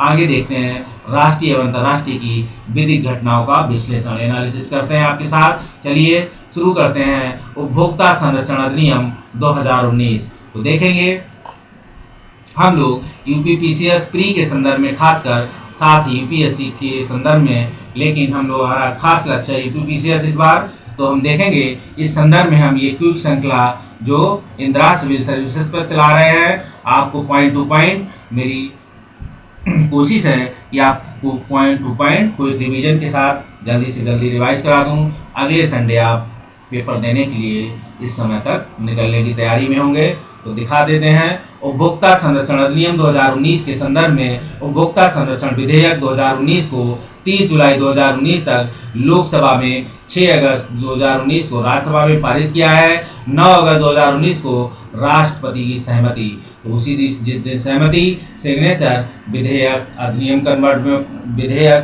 में कन्वर्ट हो जाता है, एक्ट बन जाता है। 20 जुलाई 2020 को उपभोक्ता संरक्षण अधिनियम 2019 लागू हुआ है। उपभोक्ता संरक्षण अधिनियम 2019 उपभोक्ता संरक्षण अधिनियम 1986 प्रस्तावित करेगा। 2019 1986 का स्थान लेगा। आप देखेंगे इस अधिनियम के तहत केंद्र सरकार द्वारा उपभोक्ताओं के अधिकारों को बढ़ावा देने, उनके संरक्षण और प्रभावी बनाने के लिए केंद्रीय उपभोक्ता संरक्षण प्राधिकरण CCPA की स्थापना की गई है। उपभोक्ता अधिकारों के उल्लंघन, अनुचित व्यापार प्रथाओं, भ्रामक विज्ञापनों के संबंध में मामलों को विनियमित करेगा।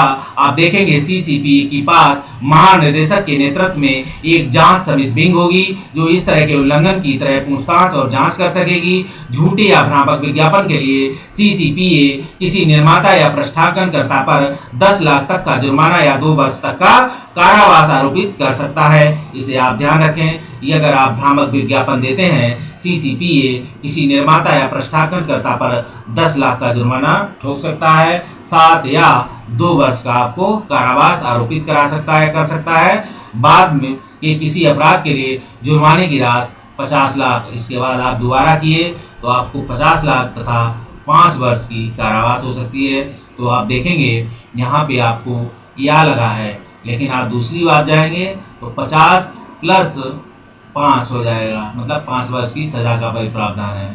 ठीक, यहाँ तो या तो 10 लाख देना पड़ेगा या 2 वर्ष कारावास में रह लो, लेकिन दोबारा कर दिए तो 50 लाख के साथ 5 वर्ष कारावास भी है। यह अधिनियम के तहत उपभोक्ता विवाद निवारण आयोग देखेंगे CDRCS जिला, राज्य तथा राष्ट्रीय स्तर पर प्रस्थापित हो जाएंगे। ये उपभोक्ता इन आयोगों में शिकायत दर्ज करा सकता है।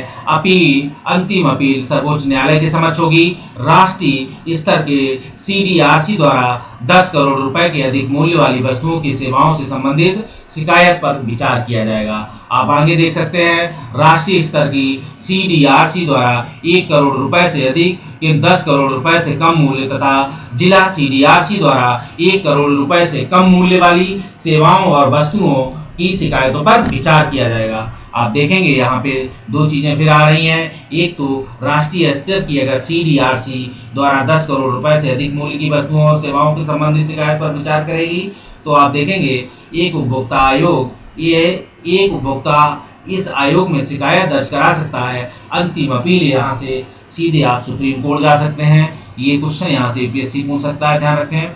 और 10 करोड़ मूल्य से अधिक मूल्य वाली वस्तुओं और सेवाओं से संबंधित शिकायत पर विचार किया जाएगा। इसमें कहाँ? CDRC में, उपभोक्ता विवाद निवारण आयोग में। या तो आप CDRC बोल सकते हैं या उपभोक्ता विवाद निवारण आयोग कह सकते हैं इसे, एक ही बात है। और राज्य स्तर की CDRC द्वारा 1 करोड़ से अधिक की किंतु 10 करोड़ रुपए तक से कम मूल्य की जिला, आप देखेंगे, तथा जिला CDRC 1 करोड़ रुपए से कम मूल्य वाली और वस्तुओं और सेवाओं पर शिकायत करेगी। तो आपके 3 राज्य हो गए कि आप राष्ट्रीय स्तर पर 10 करोड़, ठीक, 10 करोड़ रुपए से अधिक मूल्य तक वाली है, राज्य स्तर पर 1 करोड़ से 10 करोड़ तक, और जिला स्तर पर 1 करोड़ से कम मूल्य वाली। याद रखिएगा। आगे बात करें, बैंकिंग विनियमन संशोधन अधिनियम 2020 के संदर्भ में देश में लगातार खराब होती जा रही सहकारी और व्यावसायिक बैंकों की स्थिति में सुधार के लिए केंद्र सरकार हर संभव उपाय कर रही है। वर्तमान में बैंकों की NPA भी लगातार बढ़ रहा है। यही NPA जब बैंकों का बढ़ जाता है, इसी भारांश का एवरेज निकाल कर क्या है, जोखिम निकाला जाता है। वही जोखिम एवरेज पहले 125 था RBI के अनुसार, वो अब 100 कर दिया गया है। तो आप देखेंगे जिसमें कई बैंक दिवालिया होने के कगार पर पहुंच गए हैं। इन मुद्दों को ध्यान में रखते हुए सरकार ने बैंकिंग विनियमन संशोधन अध्यादेश 2020 जारी किया है। 26 जून 2020 को राष्ट्रपति रामनाथ कोविंद ने बैंकिंग विनियमन अध्यादेश 2020, आप देख सकते हैं। और कोई भी अध्यादेश जब सेशन सत्र में होता है तो कितने 3 सप्ताह 6 सप्ताह, ठीक। आप देखेंगे 3 सप्ताह के अंदर उसे उस राष्ट्रपति को वो विधेयक या अध्यादेश संसद के पटल पे रखना होता है। 6 सप्ताह होता है, सॉरी 6 सप्ताह के अंदर या 3 सप्ताह, अभी हम आपको बता देंगे आगे। ये अध्यादेश सरकारी बैंकों के प्रशासन में सुधार कर उन्हें मजबूती प्रदान करता है। आप देख सकते हैं, आगे हम बात करें तो देख सकते हैं कि यह अध्यादेश होगा, तो इसमें आप ये देख सकते हैं कि इस अध्यादेश में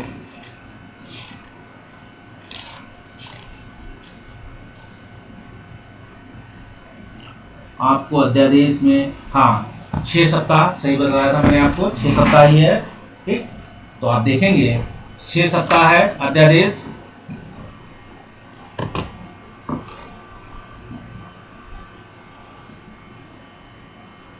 यह अध्यादेश प्राथमिक कृषि ऋण संस्थानों तथा उप संस्थाओं पर लागू नहीं है, जिनका प्रमुख उद्देश्य कृषि विकास के लिए लंबी अवधि का ऋण प्रदान करना है। अध्यादेश सरकारी बैंकों के मामलों में भारतीय रिजर्व बैंक की शक्तियों को विस्तार देता है।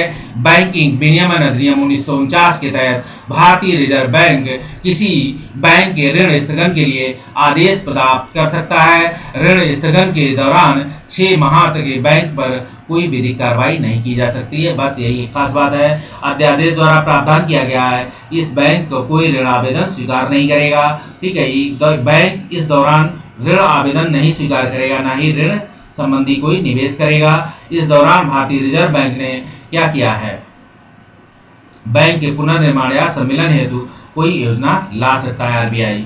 आप आगे देखेंगे अनिवार्य वस्तुएं संशोधन अध्यादेश 2020। यूपीपीसीएस का एक जो पार्ट है वो थोड़ा कम इंटरेस्ट वाला विषय है, लेकिन यूपीएससी के संदर्भ में ये पार्ट जो है खासकर रहता है। कोविड-19 के दौरान किसानों की खरीदारी में बाधाएं तथा अत्यधिक विनियामक हस्तक्षेप में बढ़ोतरी हुई है।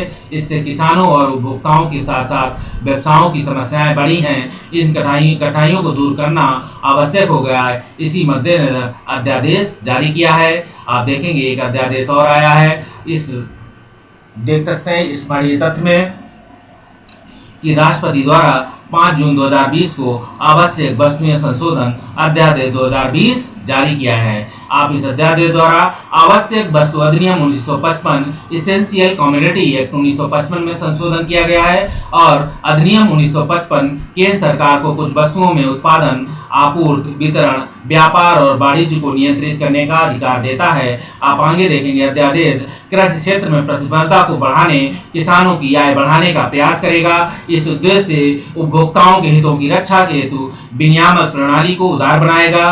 कुछ वस्तुएं जैसे दालें, अनाज, आलू, प्याज, खाद्य तेल और तेल सहित खाद्य पदार्थों की आपूर्ति को केवल असामान्य परिस्थितियों में केंद्र सरकार द्वारा नियंत्रित रखा जा सकता है। आप आगे देखेंगे युद्ध, अकाल और असामान्य मूल्य वृद्धि, गंभीर प्राकृतिक आपदाएं असामान्य परिस्थितियों में सम्मिलित है। इसमें अध्यादेश के प्रावधान में किसी विशिष्ट वस्तु की स्टॉक सीमा मूल्य वृद्धि पर आधारित होगी। आगे बात करें तो उल्लेखनीय है कि आवश्यक वस्तु अधिनियम 1955 में विशिष्ट वस्तुओं का स्टॉक केंद्र सरकार द्वारा नियंत्रित करती है। आप इसे देख सकते हैं इस संदर्भ में, यहाँ से क्वेश्चन पूछा जा सकता है आपसे। अधिनियम है, आगे बात करें यूपीपीसीएस वाले पूछेंगे तो बहुत है, अधिनियम पूछेंगे बस, इससे ज्यादा नहीं पूछेंगे। और आप देख लेते हैं किसान सशक्तिकरण, सुरक्षा एवं मूल्य आश्वासन पर समझौते और कृषि सेवाएं अध्यादेश 2020 कृषि उपज व्यापार एवं विपणन पर अध्यादेश। तो कोई भी अध्यादेश मतलब संसद सत्र में नहीं है, राष्ट्रपति तभी अध्यादेश लाता है और जब देखता है कोई विषय, कोई सब्जेक्ट, कोई ऐसी बात है जो देश हित में जरूरी है, आकस्मिक सुरक्षा या आकस्मिक कोई प्रावधान आ जाए। तो आप देखेंगे कोविड-19 का दौर चल रहा है, इसी संदर्भ में जो अध्यादेश आए हैं सारे अध्यादेश इस संदर्भ में लाए गए हैं। तो कोविड-19 के काल में अनेक गतिविधियों के बंद होने के कारण जब कृषि एवं संबंध गतिविधियों की परिस्थिति का निरीक्षण करने पर सुधार प्रक्रिया में तेजी लाने की आवश्यकता प्रतीत हुई, तो फलस्वरूप राष्ट्रपति द्वारा 2 अध्यादेश आए। पहला है 5 जून 2020 को कृषि उपज व्यापार विपणन संवर्धन एवं जो है सुविधा अध्यादेश 2020 तथा किसान सशक्तिकरण, सुरक्षा, मूल्य आश्वासन पर समझौते कृषि सेवाएं अध्यादेश 2020 जारी किया है। कृषि उपज व्यापार विपणन संवेदन सुरक्षा अधिनियम 2020, कृषि उपज राज्य कृषि उपज व्यापार कानून स्टेट एपीएमसी एक्ट के तहत असूचित बाजारों के बाहर किसानों की उपज के अवरोध मुक्त व्यापार को सुलभ बनाता है। यह अध्यादेश राज्य में एपीएमसी नियमों को प्रभावी होगी। ठीक, एपीएमसी अधिनियम के ऊपर भी क्या प्रभावी होगी? अध्यादेश निर्दिष्ट व्यापार क्षेत्र में किसानों की उपज के इलेक्ट्रॉनिक व्यापार की अनुमति देता है। आगे देखेंगे किसान सशक्तिकरण सुरक्षा मूल्य आश्वासन समिति आश्वासन पर समझौता कृषि सेवाएं अध्यादेश 2020 कृषि उत्पादों की बिक्री और खरीद संदर्भों में क्या है, किसानों के संरक्षण और सशक्तिकरण के लिए ढांचा प्रदान करता है। बहुत खास नहीं है, यहाँ से क्वेश्चन आपको न के बराबर मिलेंगे। अध्यादेश के प्रावधान पर राज्य एपीएमसी जो है आप देखेंगे क्या है, एपीएमसी कानूनों पर प्रभावी होंगे।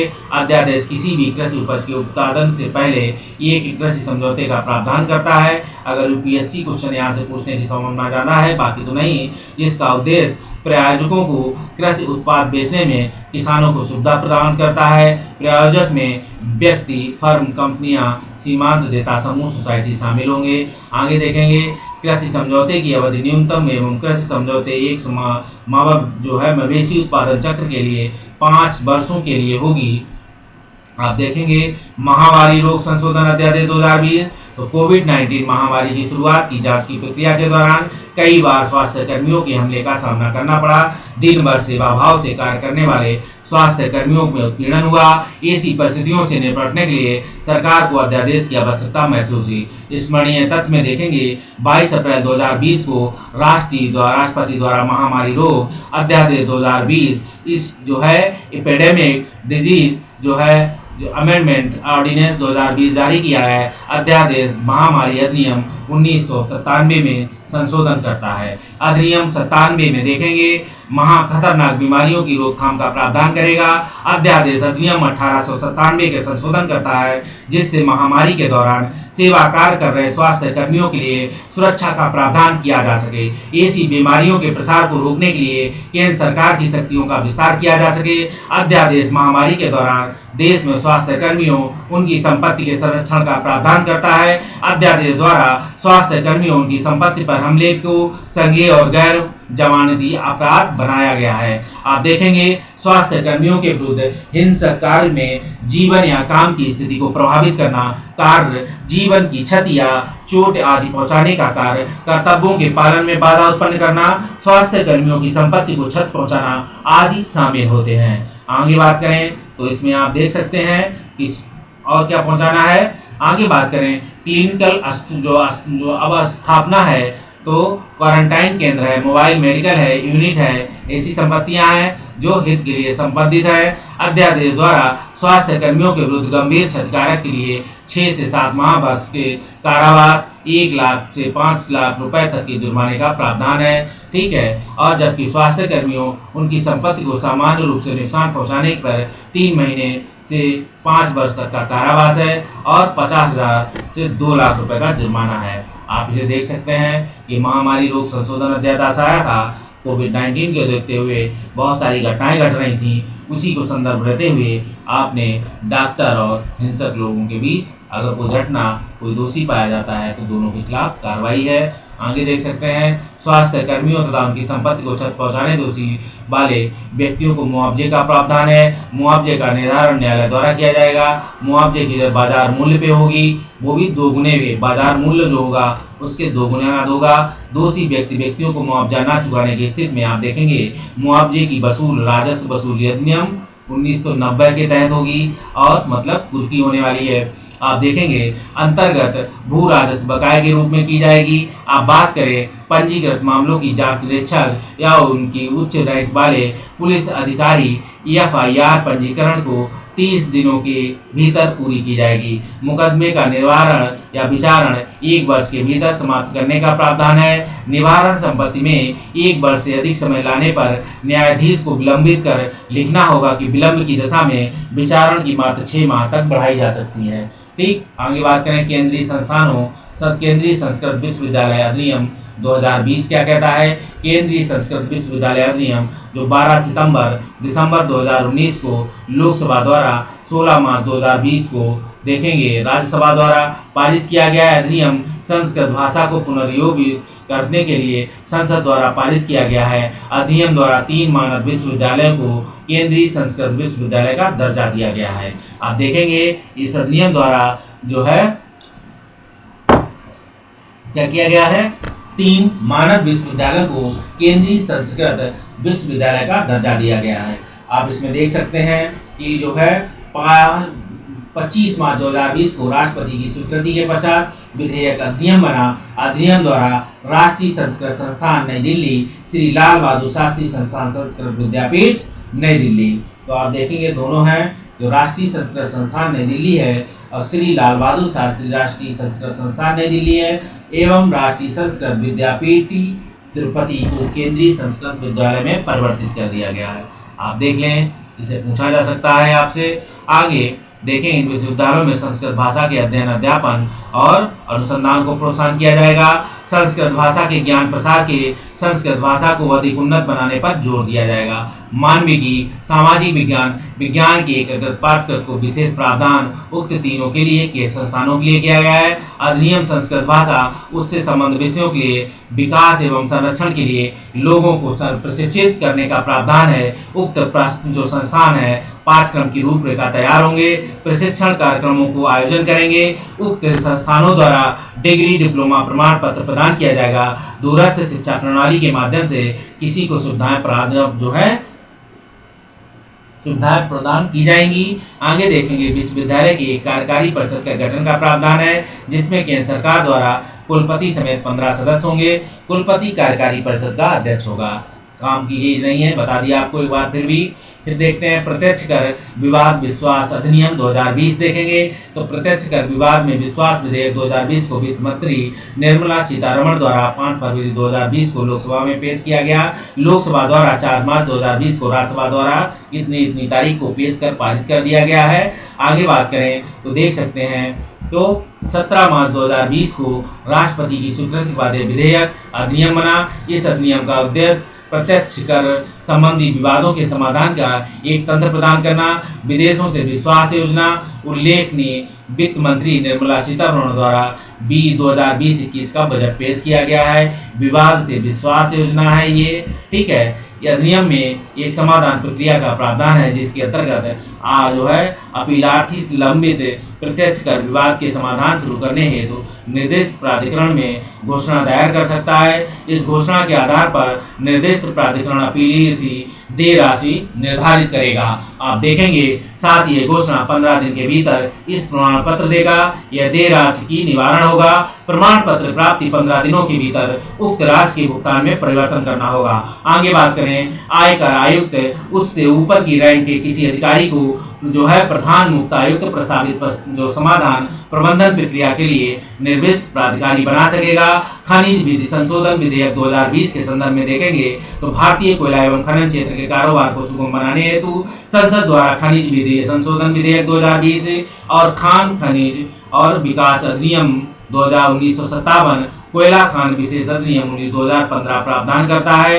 राष्ट्रीय स्मरणीय तत्व में देखेंगे 13 मार्च 2020 को राष्ट्रपति की अनुमति मिलने के बाद खनिज विधि संशोधन विधेयक अधिनियम बना। इस संशोधन अधिनियम द्वारा खनिज विधि संशोधन अधिनियम 2020 को प्रस्तावित किया गया है। 10 जनवरी 2020 को क्या है इसमें प्रावधान था।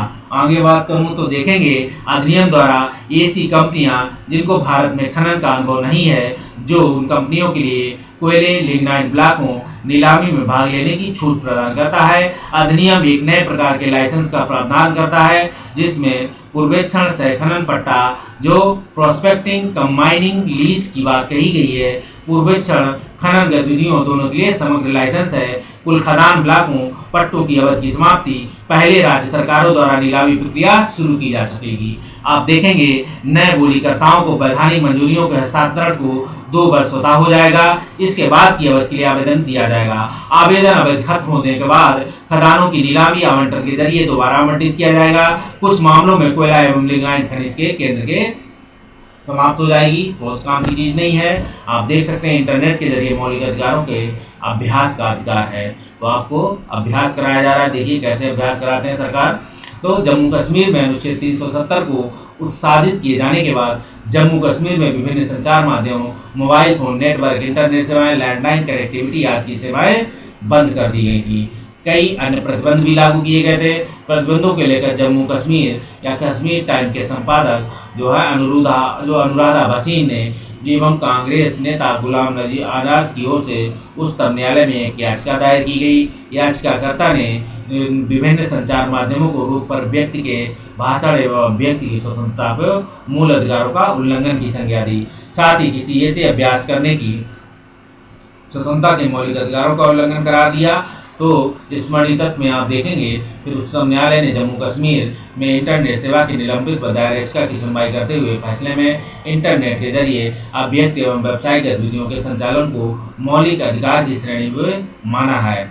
ऐसा देखेंगे आप, ऐसा जम्मू कश्मीर ने माना है कि आप अभिव्यक्ति एवं व्यावसायिक गतिविधियां कर रहे हैं जो भी वो मौलिक अधिकार की श्रेणी में है।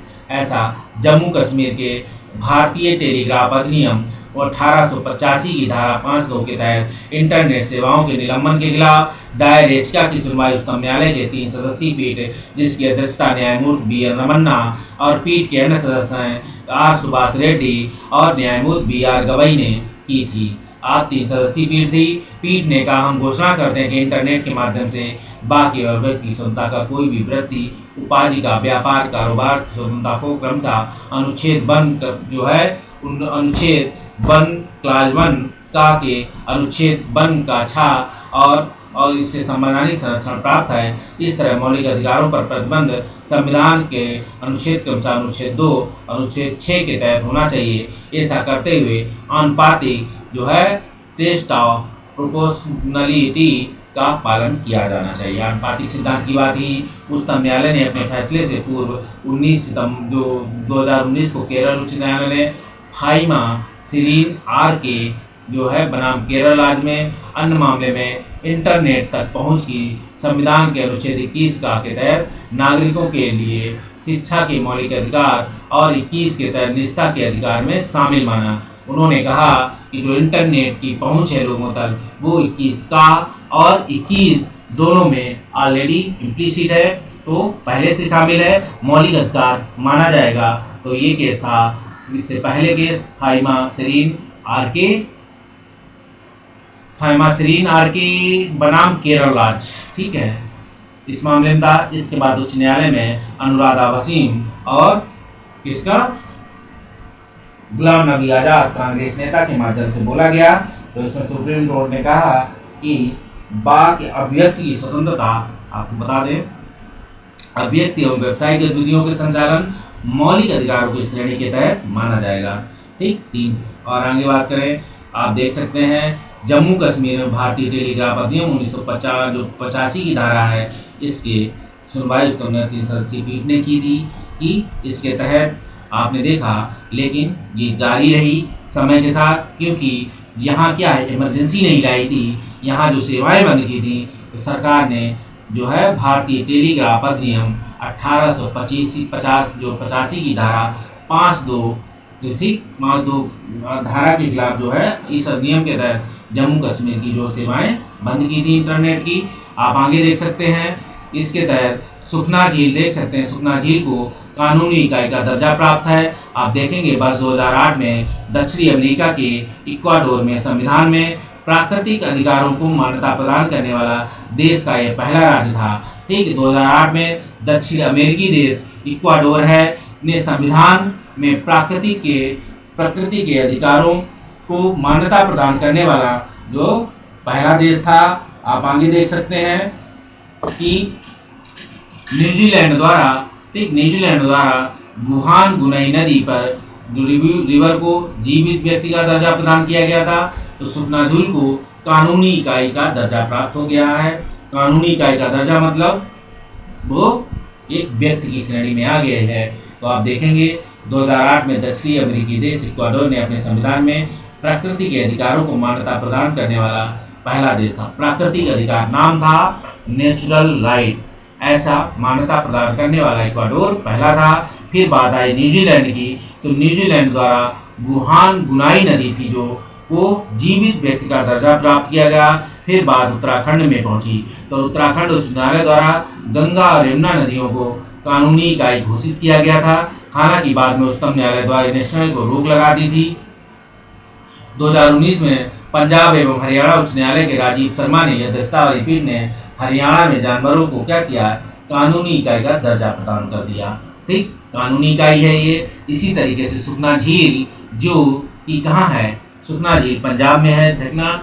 ठीक, सुखना झील अभी आएगी तो आप देखेंगे पंजाब हरियाणा में ये क्या है सुखना झील, ये सुखना झील है जो आगे अभी बताते हैं। सुखना झील को जीवित इकाई दी गई है, लिविंग एंटिटी है। आगे बात करें, उच्चतम न्यायालय के न्यायाधीश राजीव शर्मा और हरिंदर सिंह सिद्धू ने यह निर्णय याचिका की निर्णय में सुनवाई में दिया है। झील के अस्तित्व को बचाने के लिए संघ राज्य क्षेत्र चंडीगढ़ के सभी नागरिकों को झील के लोको पेरेंटिस एक एरिया है, माता पिता की तरह आप झील को क्या हो गए, एक लोको पेरेंटिस है, माता पिता की तरह घोषित किया गया है। आप जाएंगे तो आप झील के माता पिता होंगे। इसके अलावा झील के जल ग्रहण क्षेत्र में नए निर्माण को पूरी तरीके से प्रतिबंधित कर दिया गया है। सुखना झील अस्तित्व संरक्षण हेतु एक कानूनी इकाई, कानूनी व्यक्ति, लीगल एंटिटी, लीगल पर्सन होनी चाहिए। चंडीगढ़ प्रशासन के निर्देशित किया गया है वह आर्द्रभूमि संरक्षण प्रबंधन अधिनियम 2017 के तहत इस आर्द्रभूमि घोषित किया गया है। पंजाब एवं हरियाणा सरकार को ऐसी सूचना जारी करने को निर्देशित किया गया है। आप देखेंगे न्यायालय ने सुखना झील संग्रहण क्षेत्र को क्षति पहुंचाने के लिए पंजाब एवं हरियाणा में 100 करोड़ रुपए की जुर्माना लगाया है। आप देखेंगे न्यायालय द्वारा पर्यावरण, वन एवं जलवायु परिवर्तन मंत्रालय निर्देशित किया गया है। सुखना झील वन्यजीव अभ्यारण्य की सीमा में कम से कम 1 किलोमीटर क्षेत्र को पारिस्थितिकी क्षेत्र के रूप में संवेदनशील एरिया घोषित किया गया है। चंडीगढ़ में स्थित सुखना झील का निर्माण 1958 में प्रसिद्ध वास्तुकार ली कार्बूसियर द्वारा किया गया था। चंडीगढ़ भी इनके ही द्वारा बसाया गया था, ध्यान रखिएगा। तो सुखना झील चंडीगढ़ में है तो वो भी काम उन्हीं के द्वारा हुआ है। हम आगे बात करें तो देखेंगे कि हिमालय के तलहटी में 3 वर्ग किलोमीटर क्षेत्र में विस्तृत है झील। शिवालिक पहाड़ियों के नीचे से आने वाली बरसाती जल स्रोत सुखना चो बांध कर जल तैयार की गई थी। आप देखेंगे हिमालय की तलहटी से 3 वर्ग किलोमीटर क्षेत्र में विस्तृत है झील है। और आप देखेंगे शिवालिक पहाड़ियों के नीचे आने वाले एक बरसाती जल स्रोत है जो सुखना चो पर बांध बनाकर, एक सुखना चो है जल स्रोत, वहां पर बांध बनाया गया, वहीं से झील बनकर तैयार हुई। अब हम आगे बात करेंगे राष्ट्रीय बाघ, ठीक है, जलियांवाला बाग। जलियांवाला जो बाग है तो आप उसे देखेंगे कि जलियांवाला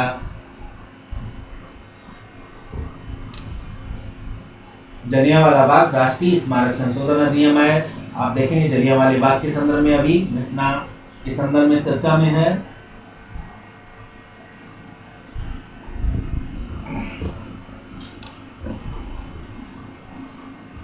जलियांवाला बाग राष्ट्रीय स्मारक अधिनियम 1951 13 अप्रैल 1919 को अमृतसर के जलियांवाला बाग में मारे गए घायल हुए लोगों की स्मृति में राष्ट्रीय स्मारक के निर्माण का प्रावधान किया गया है। इसके अलावा राष्ट्रीय स्मारक के प्रावधान के लिए एक ट्रस्ट का प्रस्ताव करता है। आप देखेंगे स्मारकीय तत्व में 5 दिसंबर 2019 को राष्ट्रपति द्वारा जलियांवाला बाग राष्ट्रीय स्मारक संशोधन विधेयक 2019 को स्वीकृति प्रदान की गई है। आप देखेंगे इस अधिनियम के तहत उद्देश्य है जलियांवाला बाग राष्ट्रीय स्मारक अधिनियम 1951 में संशोधन की बात है। हम देखेंगे इस अधिनियम के तहत भारतीय राष्ट्रीय कांग्रेस के अध्यक्ष को ट्रस्टी से हटाने का प्रावधान है।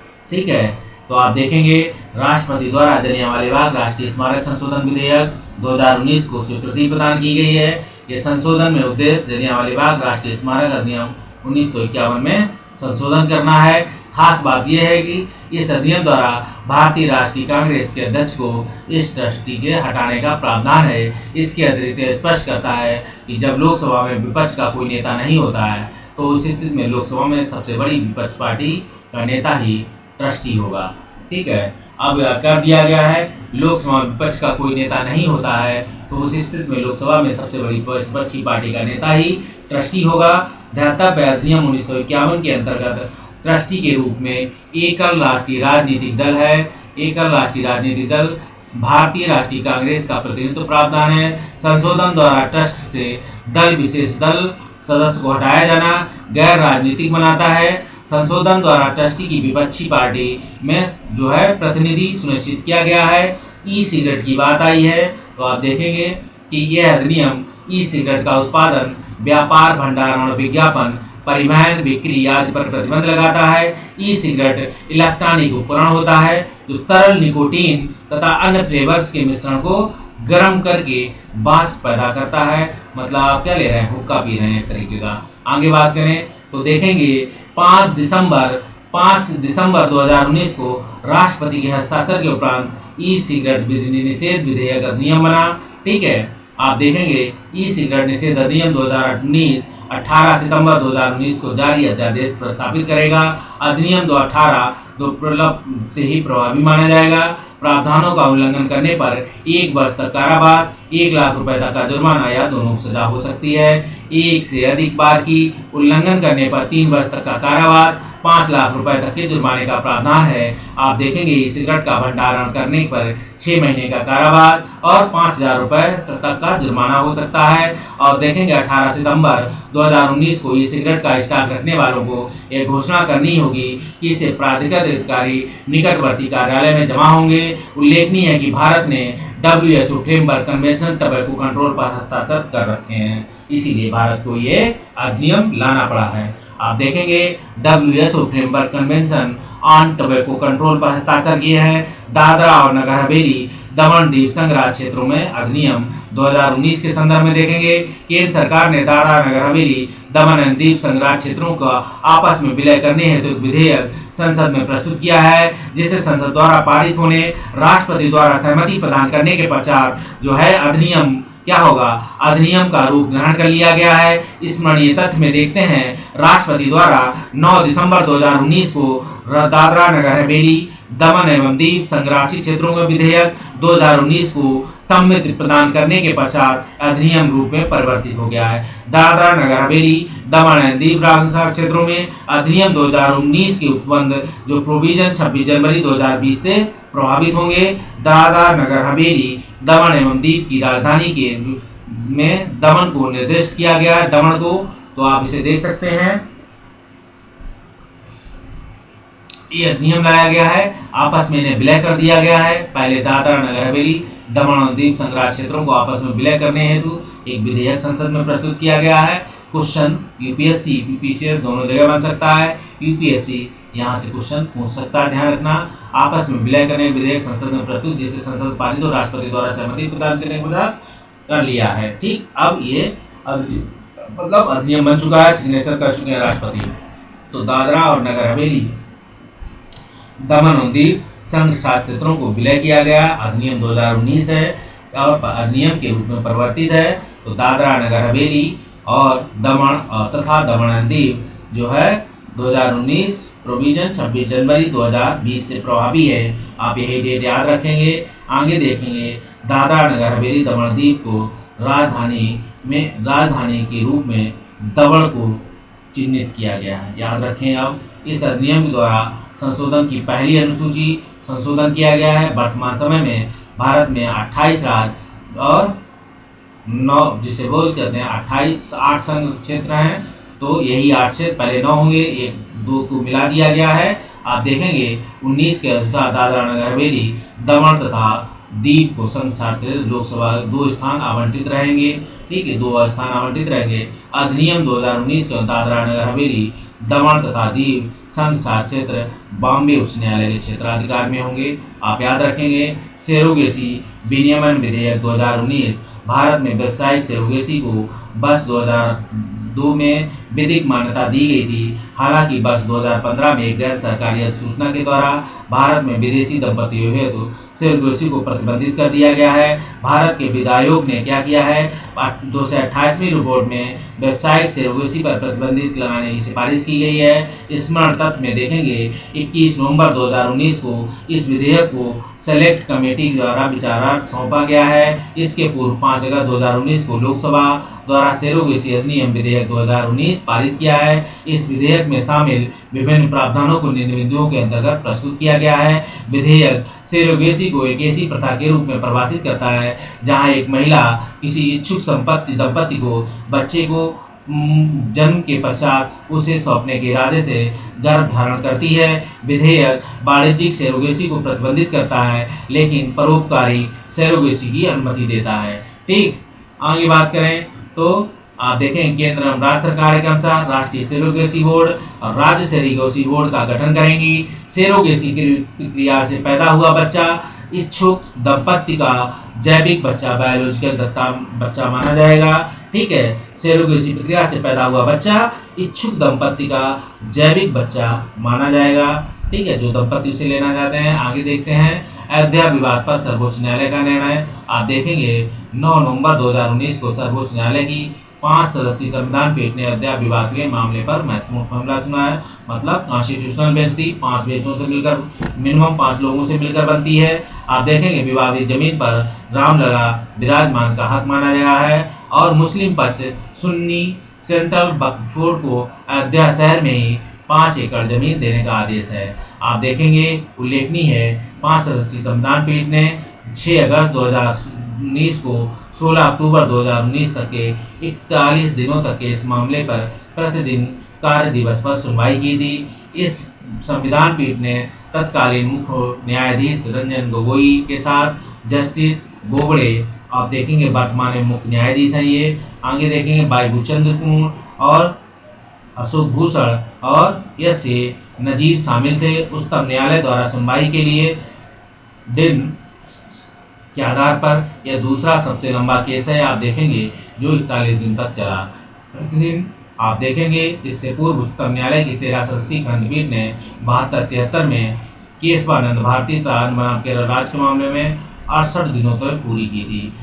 पूरे 68 दिनों तक पर डे कार्रवाई चली थी केशवानंद भारती के बनाम केरल राज्य के मामले में, जो अब तक की 13 सबसे बड़ी सदस्यीय बेंच पीठ थी। इससे पूर्व अयोध्या विवाद के समाधान हेतु 3 सदस्यीय मध्यस्थता पैनल का गठन किया गया था। इसके अध्यक्ष FMI कुल्फी फुल्ला थे और श्री रविशंकर एडवोकेट श्री राम पांचू थे। आप देखेंगे जम्मू कश्मीर पुनर्गठन अधिनियम 2019 अगस्त 2019 को राज्यसभा में गृह मंत्री अमित शाह जम्मू कश्मीर पुनर्गठन अधिनियम 2019 प्रस्तुत किया गया है। आप देखेंगे ये भी जम्मू कश्मीर लद्दाख के 2 नए संघ क्षेत्रों के रूप में विभाजित किया गया है। इस विधेयक को प्रस्तुत करने से पहले गृह मंत्री ने भारत के राष्ट्रपति द्वारा हस्ताक्षरित आदेश के सदन प्रस्तुत किया है। आदेश के अनुसार भारतीय संविधान के अनुच्छेद 370 एक खंड को छोड़कर अनुच्छेद 35 से उत्साहित या निश्चित कर दिया है। भारतीय संविधान के अनुच्छेद 370 बंडी के तहत राष्ट्रपति ने संवैधानिक आदेश निकाला। इस पत्र का नाम है the constitution application to the Jammu and Kashmir order 2019। उल्लेखनीय है 31 अक्टूबर 2019 को जम्मू कश्मीर पुनर्गठन अधिनियम जो है अंतिम रूप लागू हुआ। इस अधिनियम के अनुसार जम्मू कश्मीर राज्य के अब 2 हिस्से कर दिए गए हैं। 2 हिस्से 2 अलग अलग संशासित प्रदेश हैं। पहला संघराज्य क्षेत्र है 239A के अनुसार जम्मू कश्मीर और दूसरा संशासित क्षेत्र है 239 के अनुसार लद्दाख। आप याद रखना 239A है 239 है। आप देखेंगे आप इसको लद्दाख विधानसभा नहीं होगी, लेफ्टिनेंट गवर्नर उपराज्यपाल होगा जो वहां का शासन चलाएगा। 31 अक्टूबर 2019 को लद्दाख के लेफ्टिनेंट गवर्नर राधा कृष्ण माथुर हैं। ठीक है, ध्यान रखना। जबकि संघ राज्य जम्मू कश्मीर के पहले लेफ्टिनेंट गवर्नर या गिरीश चंद्र मुर्मू थे, वर्तमान में मनोज सिन्हा हैं। गिरीश चंद्र मुर्मू अब बन गए हैं क्या है जो CAG। ठीक, आगे याद रखें के प्रमुख बनाए गए हैं। जम्मू कश्मीर विधानसभा का कार्यकाल 5 वर्ष होगा। आप आगे देखेंगे संघ राज्य क्षेत्र जम्मू कश्मीर की विधानसभा की कुल सदस्य संख्या 107 है, जिन्हें पश्चिम के बढ़ाकर 144 किए जाने का प्रावधान है।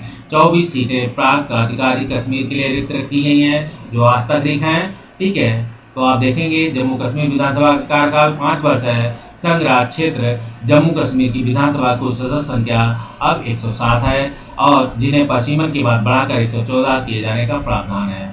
ठीक, आगे जिनमें 24 सीटें पाक अधिकृत कश्मीर के लिए रखी जाएंगी, 114 में से 24 घटा दी जाती हैं। बाकी 2 सीटें वहाँ के राज्यपाल द्वारा नामित की जाने वाली है, और राज्यपाल महिलाओं को नामित, जिनमें इनमें राज्यपाल महिलाओं को नामित करता है, यही खास पॉइंट है। वैसे तो राज्यपाल हर जगह है, 2 सीटें हैं। तो इसके अलावा इस पुनर्गठन अधिनियम के माध्यम से राज्य में अनुसूचित जाति एवं अनुसूचित जनजाति दोनों को आरक्षण प्रावधान दिए जाने की व्यवस्था की गई है। ठीक है, इसके अलावा इस पुनर्गठन अधिनियम में क्या है, अब SC ST को भी यहाँ लाभ दिए जाने का प्रावधान किया गया है। इसके अंतर्गत अनुसूचित जनजाति को आरक्षण की व्यवस्था नहीं थी इससे पहले यहाँ। ठीक है, SC के लिए यहाँ आरक्षण नहीं था, अब दोनों को कर दिया गया, यही खास बात है। UPSC इस बार के एग्जाम में यहाँ से कुछ ना कुछ क्वेश्चन जरूर पूछेगी।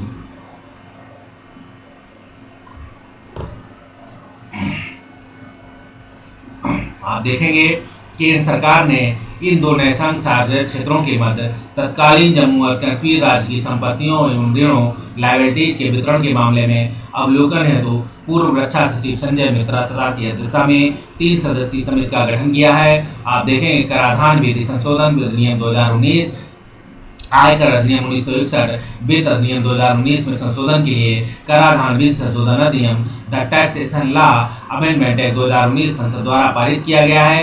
ये पूंजीगत लाभ लेने वाली आय पर अधिक अधिभार के कुछ प्रावधानों को संशोधित करता है। स्मरणीय तथ्य देखेंगे, यह अधिनियम कराधान विधि संशोधन अधिनियम 2019 को प्रस्थान लेगा। 20 सितंबर 2019 की तिथि के कराधान निधि अधिनियम 2019 लागू माना जाएगा। अधिनियम के निम्न प्रावधान है, 400 करोड़ रुपए तक के वार्षिक टर्नओवर वाली घरेलू कंपनियां 25% तक की दर की चुकाती हैं। आयकर अधिनियम के तहत कुछ कटौतियों में दावा नहीं करती, जो उनके 22% की दर को चुकाने का विकल्प है। आप देखेंगे इधर कराधान विधि संशोधन अधिनियम है, तो यहाँ थोड़ा सा जान लें, बाकी यहाँ से क्वेश्चन बने ना बने इसको। तो 1 अक्टूबर 2019 को इसके बाद पंजीकृत अधिनियमों और 31 मार्च 2023 को पहले उत्पाद शुल्क दी कर देंगी। ऐसी कंपनियां आयकर अधिनियम के तहत कुछ कटौतियों का दावा नहीं करेंगी, 15% की दर से कर भुगतान विकल्प कर सकती हैं। अधिनियम द्वारा वित्तीय वर्ष 2019-20 के न्यूनतम वैकल्पिक कर मैट की दर को 18% कर दिया गया है। इसमें अब आप बात करें सूक्ष्म दृष्टि इसके फैक्ट की बात, तो बैंकिंग अधिनियम संशोधन 2020 प्रख्यापित किया गया है 26 जून 2020 को। ठीक है, याद रखें दिवालिया एवं दिवालियापन संहिता संशोधन अध्यादेश प्रस्तावित है 5 जून 2020 को। आवश्यक अनिवार्य वस्तु संशोधन अध्यादेश 2020 जो है 5 जून 2020। होम्योपैथी केंद्रीय परिषद संशोधन अध्यादेश 2020 24 अप्रैल 2020 को है। केंद्रीय संस्कृत विश्वविद्यालय विधेयक, इसके तहत अभी आपको बताया है कि राष्ट्रीय संस्कृत विश्वविद्यालय और लाल बहादुर शास्त्री जो विश्वविद्यालय एक तिरुपति का जो संस्थान है उसे विश्वविद्यालय का दर्जा दिया गया है 25 मार्च 2020 को। भारतीय चिकित्सा केंद्रीय परिषद संशोधन अध्यादेश 2020 को 24 अप्रैल 2020 को प्रख्यापित किया गया है। इसके द्वारा संशोधन भारतीय चिकित्सा परिषद केंद्रीय परिषद अधिनियम 1970 के रूप में दिया गया है। संसद द्वारा संसद सदस्यों का वेतन भत्ता पेंशन अध्यादेश 2020 का संशोधन, मूल वेतन में कमी की गई है 30%। आगे बात करें संसदों के मूल वेतन में कमी 1 अप्रैल 2020 से प्रभावी 1 वर्ष तक होगी। और 14 नवंबर 2019 को सर्वोच्च न्यायालय की 5 सदस्यीय संविधान पीठ ने सबरीमाला मंदिर में महिलाओं के प्रवेश को लेकर दाखिल पुनर्याचिका विचार पर सौंप दिया है। तो 7 सदस्यीय संविधान पीठ की तरफ यह मामला बढ़ गया है। आगे देखेंगे 5 सदस्यों के लोगों ने 7 सदस्यीय पीठ को मामला चला गया है। आगे देखें 13 नवंबर 2019 को सर्वोच्च न्यायालय द्वारा अपने दिए फैसले के अनुसार RTI के दायरे में देखेंगे भारत के मुख्य न्यायाधीश का कार्यालय ठीक शामिल है। अब याद रखें जो सर्वोच्च न्यायालय में हमने दिए फैसले के अनुसार देखेंगे आरटीआई के दायरे में शामिल भारत के मुख्य न्यायाधीश का कार्यालय आ गया है। आगे देखें उच्चतम न्यायालय न्यायाधीशों की संख्या संशोधन विधेयक 2019 के अनुसार सर्वोच्च न्यायालय में न्यायाधीशों की संख्या कुल 34 है। एक मुख्य न्यायाधीश 33 मुख्याधीश है। 2 अक्टूबर 2019 यूपी वाले इस क्वेश्चन को पूछेंगे, ध्यान रखना। 2 अक्टूबर 2019 को लंदन में रॉयल कोर्ट ऑफ जस्टिस के एक महत्वपूर्ण फैसला सुनाया गया है हैदराबाद के निजाम के पक्ष में। ठीक है, एक लंदन के रॉयल कोर्ट ऑफ जस्टिस में एक महत्वपूर्ण फैसला हैदराबाद के और भारतीय विमान पत्तन आर्थिक विनियामक प्राधिकरण संशोधन अधिनियम 2019 के तहत विमान पत्तनों को निर्दिष्ट करने में विषयक यात्री यातायात सीमा निर्धारित की गई है, तो 35 लाख से अधिक है। डीएनए प्रौद्योगिकी उपयोग एवं प्रयोग जो है विनियमन विधेयक 2019 द्वारा राष्ट्रीय एवं क्षेत्रीय स्तर पर इनकी प्रस्तावना की गई है। डीएनए डेटा बैंकों की आधार और अन्य कानून संशोधन अधिनियम 2019 जो है इस कोष की स्थापना का प्रावधान करेगा। तो भारतीय राज्य जो विशिष्ट पहचान प्राधिकरण कोष है और यूडाई फंड के संदर्भ में आपराधिक कानून संशोधन अधिनियम 2018 के तहत 12 वर्ष तक की उम्र की लड़कियों के साथ बलात्कार की सजा का है, तो मृत्युदंड है। आप देखेंगे इस अधिनियम का उद्देश्य राष्ट्रीय पिछड़ा वर्ग को